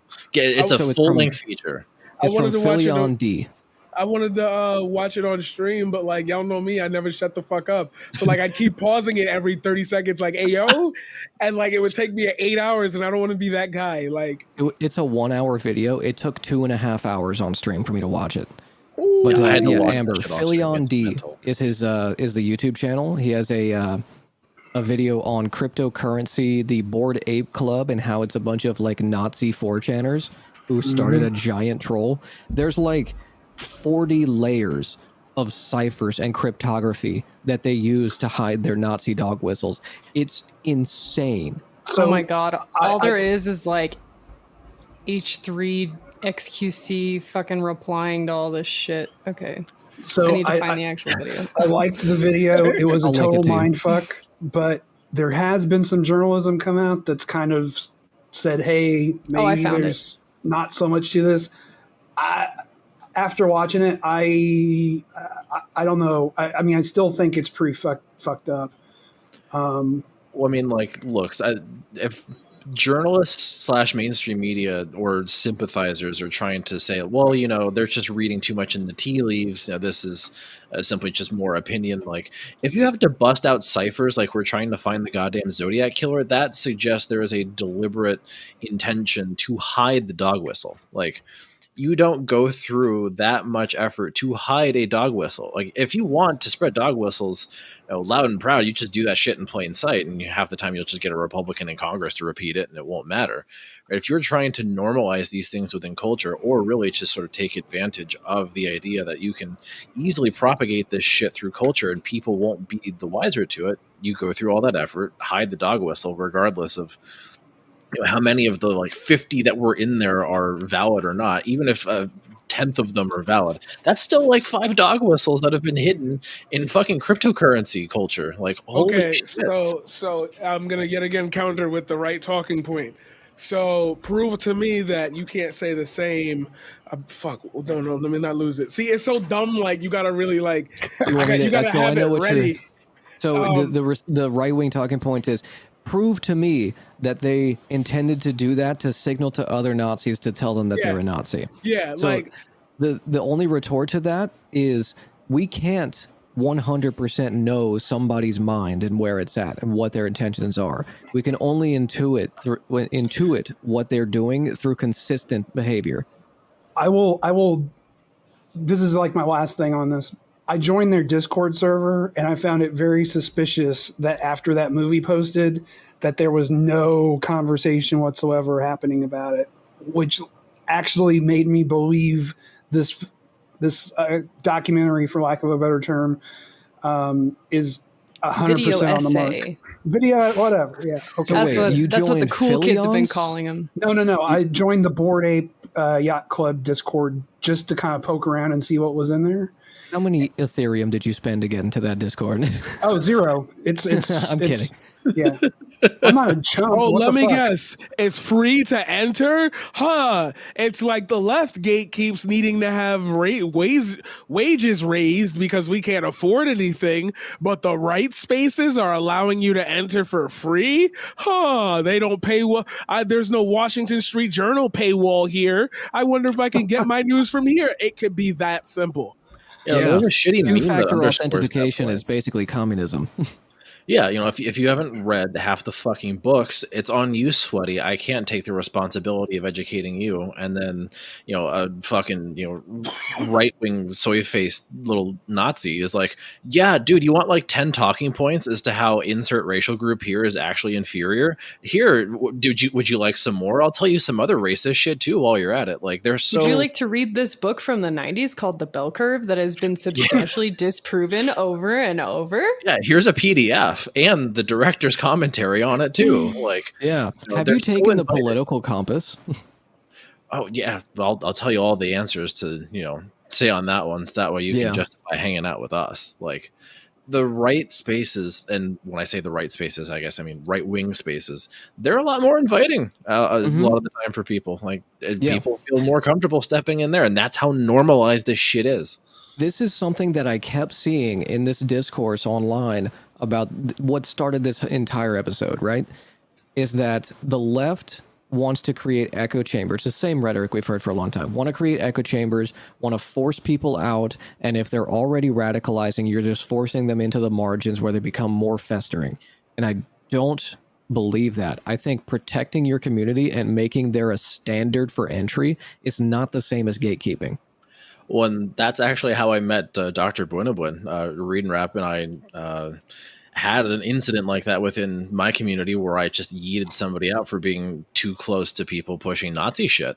I yeeted them from my Discord, and I actually had a conversation with Dr. Buenabuen on stream, you know, the first time I met him, talking about informational ethics, which is apparently, according to him, sort of a newer branch of ethical understanding, and how you know, trying to curate information, curate online communities absolutely falls under that informational ethics purview. And if anybody as a community leader decides to engage in that kind of behavior, even though it might have the, you know, outward facing optics of creating a safe space, it's still something that you can, you know, ethically justify under grounds of informational ethics because of how insidious right-wing bullshit actually is. It seeps into the, you know, folds of one's brain, regardless of how many there are, and it can corrupt. So if you keep that information out, that is undoubtedly going to benefit people in a particular space. So, Professor Q, Yes, sir. How may I help you? were you there when EOS spoke? What? Huh? No, you weren't. Okay. Sometimes I know you be lurking in the chat. I did a sneak peek of season 3, and in that there is another character that I have added with different lighting, different lenses, etc. And he's the doomer guy. He handles all the painful things that you need to hear, and then he gives you a solution for hope. Okay, in that that person spoke about the rise of technology and the fall of friendship.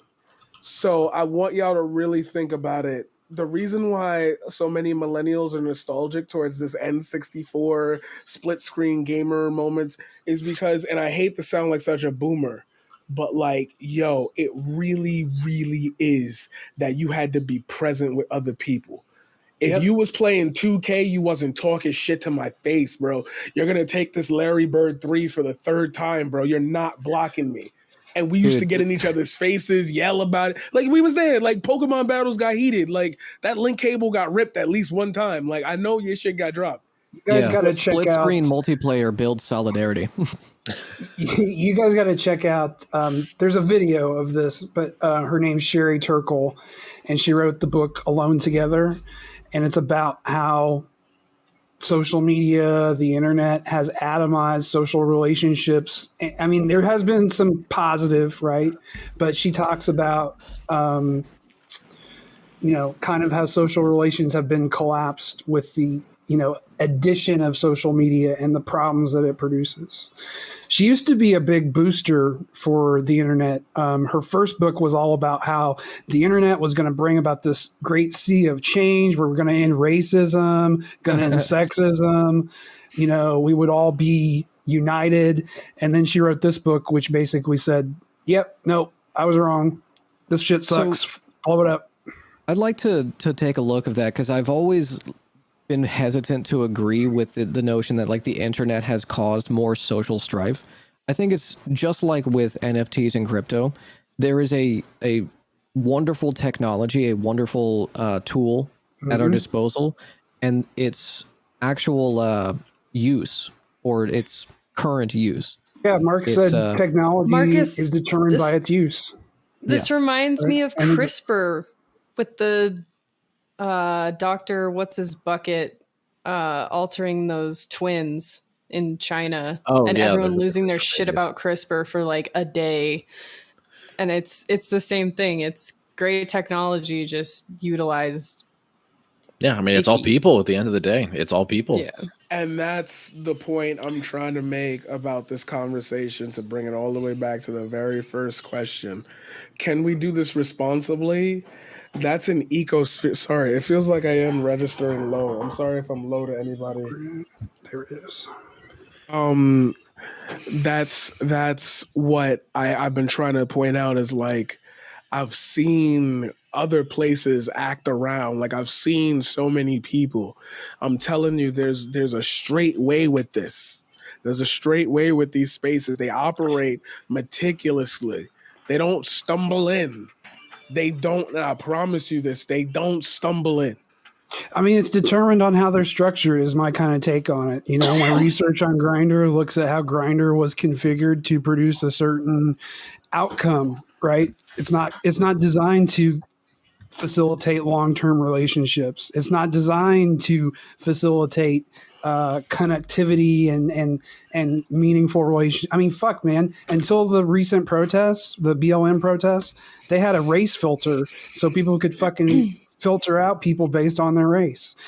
They used to be, they were going to implement an HIV filter, but so many people in the community raised a fuss about it. They said, yeah, maybe we shouldn't do that. That's going to piss too many people off, you know? Yeah, it's all conditions. It's all material interests. That's it. The reason that algorithms are the way they are, the reason that YouTube and Facebook, push you towards more radical content, because that's what keeps you on the platform longer. And because we're completely alienated from our labor, and we spend the meaningful 2-3 hours a day that we have to ourselves before we go to sleep and go back to work the next day, we spend it in the same places we always do, and we don't have time to build and maintain meaningful interpersonal relationships. We have to find it where we can. Ow. Yeah, it feels like the things that they've done to try to combat that kind of pushing towards the controversial opinion, by putting the little line like climate change is real and agreed to by scientists. It seems kind of feckless when it's like yeah. It's feckless, and in their implementation, actually racist, because the effective rate of those efforts that Facebook made to curb information, they weren't made in non-English speaking countries. Mm-hmm. Places like Argentina, places like Pakistan and Bangladesh, and like more global south, more global south areas, rife with misinformation on QAnon stuff. It's everywhere because they made no effort. They barely made an effort in the English speaking world. Yeah, I was watching an interview with Mark Zuckerberg, and he was talking about how he sees Facebook having more power than nations because they're international and they have more population than a lot of nations. So that's what he's looking at. Some nations. Yeah. It's nuts. How did you watch an entire interview of Zuckerberg? I feel like I would not be able to handle his fucking robotic lizard tendencies I for long enough. I swear to God, we grew up on the idiots of Gary's Mod. I could sit and watch anything given the I only listen and watch things that I disagree with, so Wow Machinima. What a call. Oh my God. Oh my 12-minute long Oxhorn videos with like a joke every 5 minutes if you're lucky. Yeah. Oh man. Arby and the Chief? Where are we going with this right now? I was about to say Arby and the Chief, yeah. Where are we going with this right now? There's oh God. I think I'm thinking about like where reactionary content has like transitioned over the years, and like what were the things that I looked at in my early like militant atheist days whenever I was like watching like Sargon and shit. And I remember there was man. I know. Penn and Teller's bullshit. No, I did it too. That's why I'm Manning. I watched You'll- Thunderfoot, dude. I You'll I was watched gonna say that know Thunderfoot exactly video though. The there was a Flash animation series on Newgrounds, and I can't remember. It was something the squirrel. He like talked really Foamy fast. the squirrel. Foamy the Oh squirrel. yeah, I remember Oh, Foamy. Did wait, any- hold on. Fuck I with- had- Wait, did anyone else fuck with albino black sheep? Yes. No. Yes. Yes. Oh, okay. I've brought that up at so many places, and everyone thinks I'm fucking losing it because I'm like, it's YouTube before YouTube, but like animations, and they're like, what the Mhm. fuck are you talking about? I've never heard of albino black sheep. That's an oxymoron. Yeah. Listen, But I remember watching Foamy the Squirrel, and like when I recall the things that they were talking about, it's the exact same Yeah. rhetoric I hear on the right. It- Everything about it, from its like rejection of like feminist values, cancel culture. Starbucks has like 3 sizes, but they don't call them by like what they are. They're trying to be like ethnic and all that shit. Oh my It's like, God. holy fuck. It really hasn't changed. And it It's was the this- big No. tittied rocker girl that was supposed to be like your ideal. Damn, I would love to like have sex with her. And that like stayed in your brain. So you listened to this squirrel while he talked. And it was Yeah. so weird, yo. And like, I was just going to say, like, that's how I knew I had ADHD. When I Yeah. could hear that and it was slow, like I knew Mhm. something was fucked up in my head. Yeah. I knew it.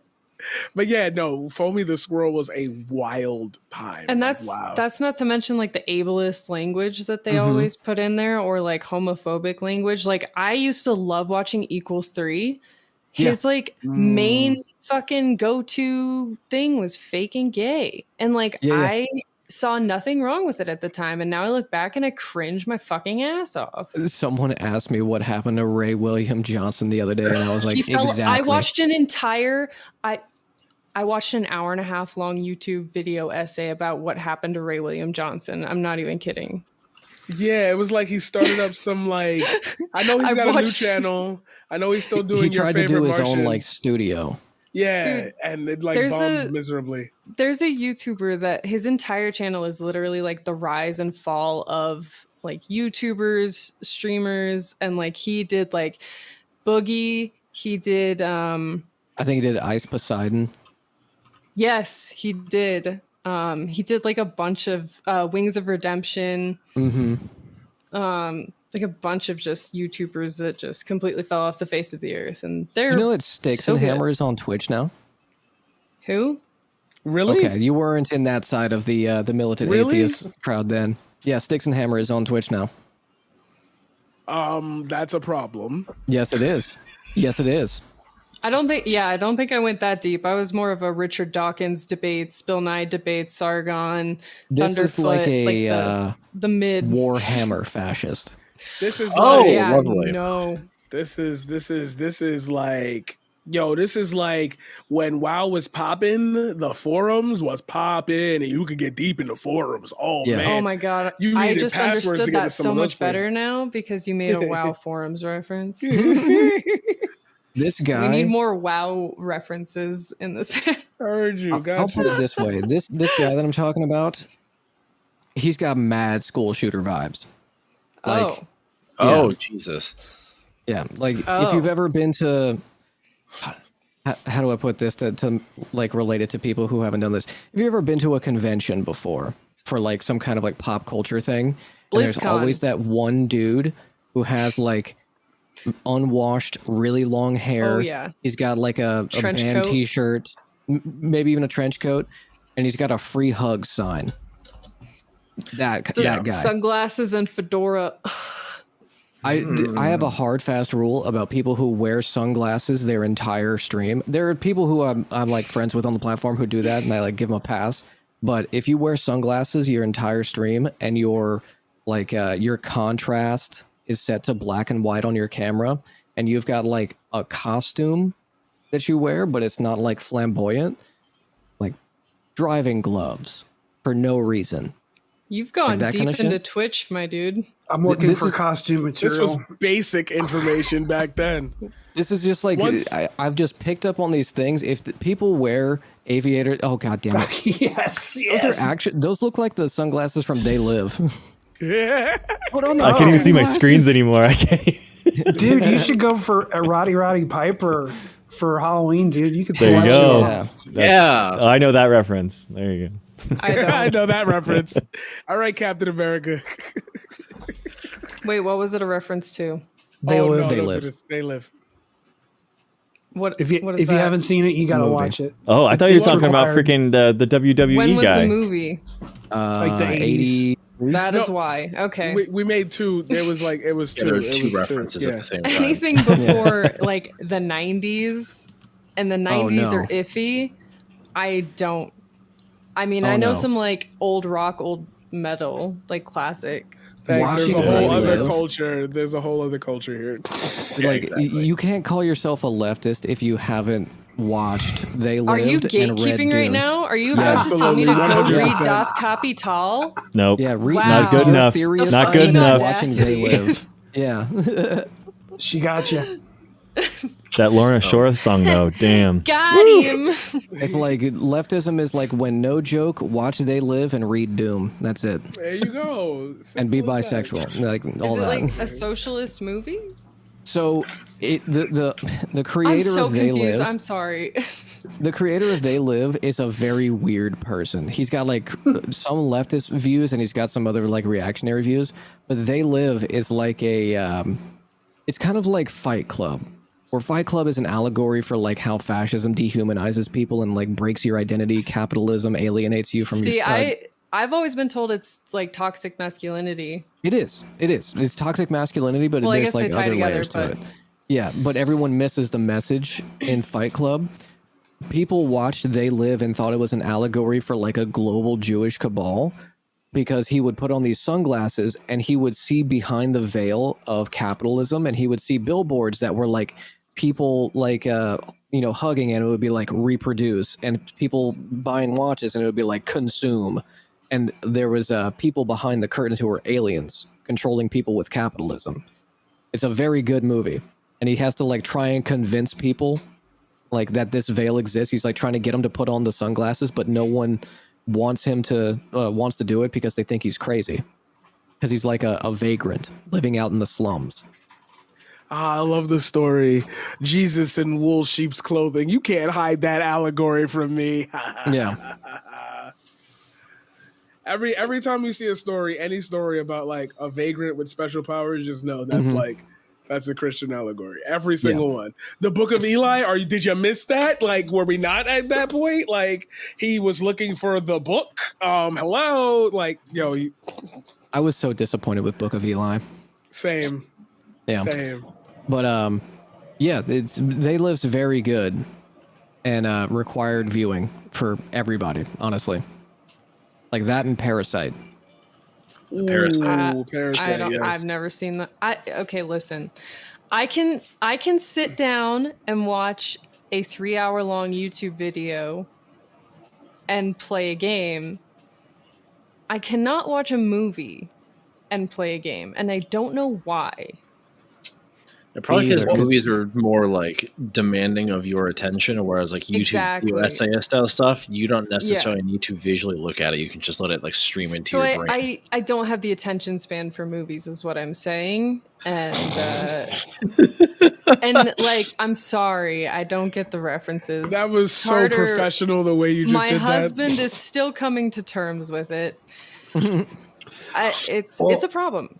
So I hate to cut and run, but I it's have getting been late. sick all week, and I'm still a little sick. So I'm gonna have to run. that. All right, but Yeah, do we want to wrap it up We can wrap it, yeah. here? Yeah, I think That is was so. there good. any other like conversation points that anybody wanted to get in? Just we- remember, like, hey guys, this conversation technically wasn't possible to happen in like 1950. yeah, Like a lot of the shit that we're saying is, and I'm not trying to like gatekeep or whatever, but I'm like being honest, like a lot of this shit is surface level. We trying to get you in. The whole point of this, the whole point of our presence here, at least in some form or fashion, is to let you know that there are good people out there.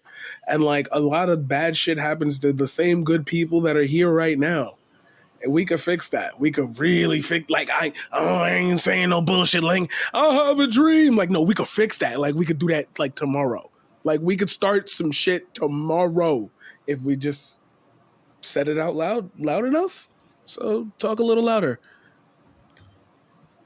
All right, I second that. like that. Yeah, I think Say what you will about my militant atheist phase, but Christopher Hitchens had a banging quote: "The grave will supply plenty of time for silence."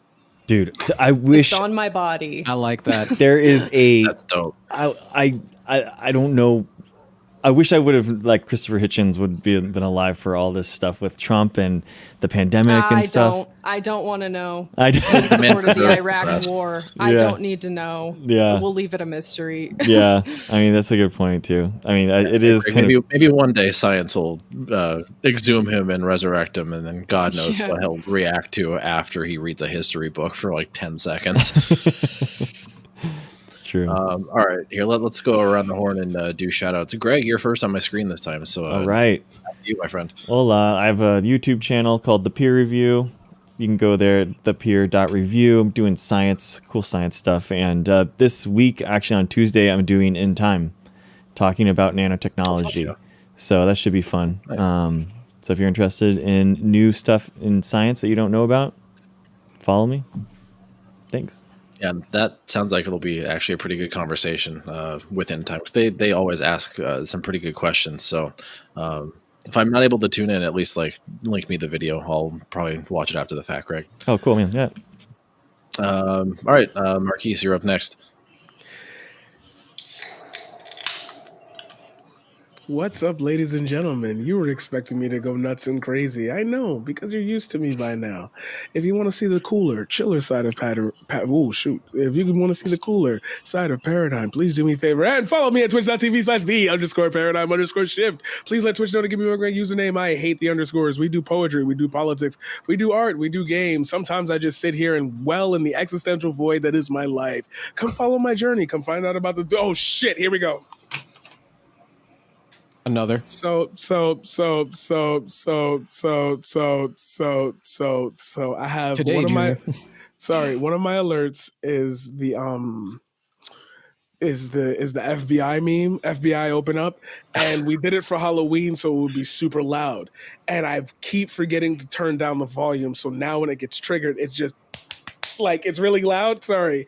Twitch.tv. You can follow me on Twitter at Marquise Paradigm. You can follow me at YouTube at The Paradigm Shift. I drop content semi-daily. Have fun. We do crazy shit like listen to really loud sounds and scare everybody. Beautiful. Grandma, you are up next. Twitch.tv/Grimlo. We're live every day at 7 a.m. Almost said p.m. Central Standard Time. We are on the Partner Push. This Saturday, we have the fourth episode of Civic Duty before we go into the final round. We're doing all EU and Australia streamers this round. You are not ready for how funny some of this shit's going to be. It's going to try and get Euros and Australian people to understand what is the US. Also, I guess if we're doing quotes, there was a really good quote on a gravestone that I saw a picture of one time. It says, "As you are now, so once was I. As I am now, so shall you be." I don't like that. Damn, I like it. that's cool. The Memento Mori. existentialism's coming. I also may have a slight fear of death. So that's probably why I don't like it. Oh, okay. That separate conversation. We can explore that later. We can wasn't explore expecting mortality another time. Professor Q, despite feeling under the weather, go ahead. Yep. You guys know me. I'm just here. That's it.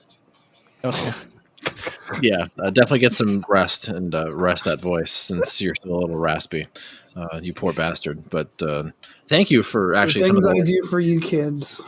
yeah, seriously. No, you've actually provided a whole bunch of like reading and listening after this. So thank you for spreading information. I appreciate it. Amber, you are last on the docket. Go ahead. Last but not least, I Certainly. am DN Amber, and I am live on Twitch. Now I don't even have to fucking say it. I can just smile and point. I'm live on Twitch usually Mondays and Fridays. I have no idea what I stream anymore. Mostly games. Occasionally fun memes, react content. Actually, always fun memes, and sometimes react content. Beautiful. All right. I think we actually forgot to do our counting ritual at the start. Was this 25 or 26? I don't remember. 25. 25. 25. It's funnier than 24. 25. I love how we all did it. Yes. Yes, the cultural signifiers that unite us. SpongeBob SquarePants. Let's fucking get it. All right. I think that's actually a pretty poetic ending point. All of you get some rest. Enjoy the rest of your stream, Marquise, and we will all see each other in the next one. See you guys. Adios, Later. everyone. Deuces. All right. One moment, chat. All right, everyone. Thanks for watching.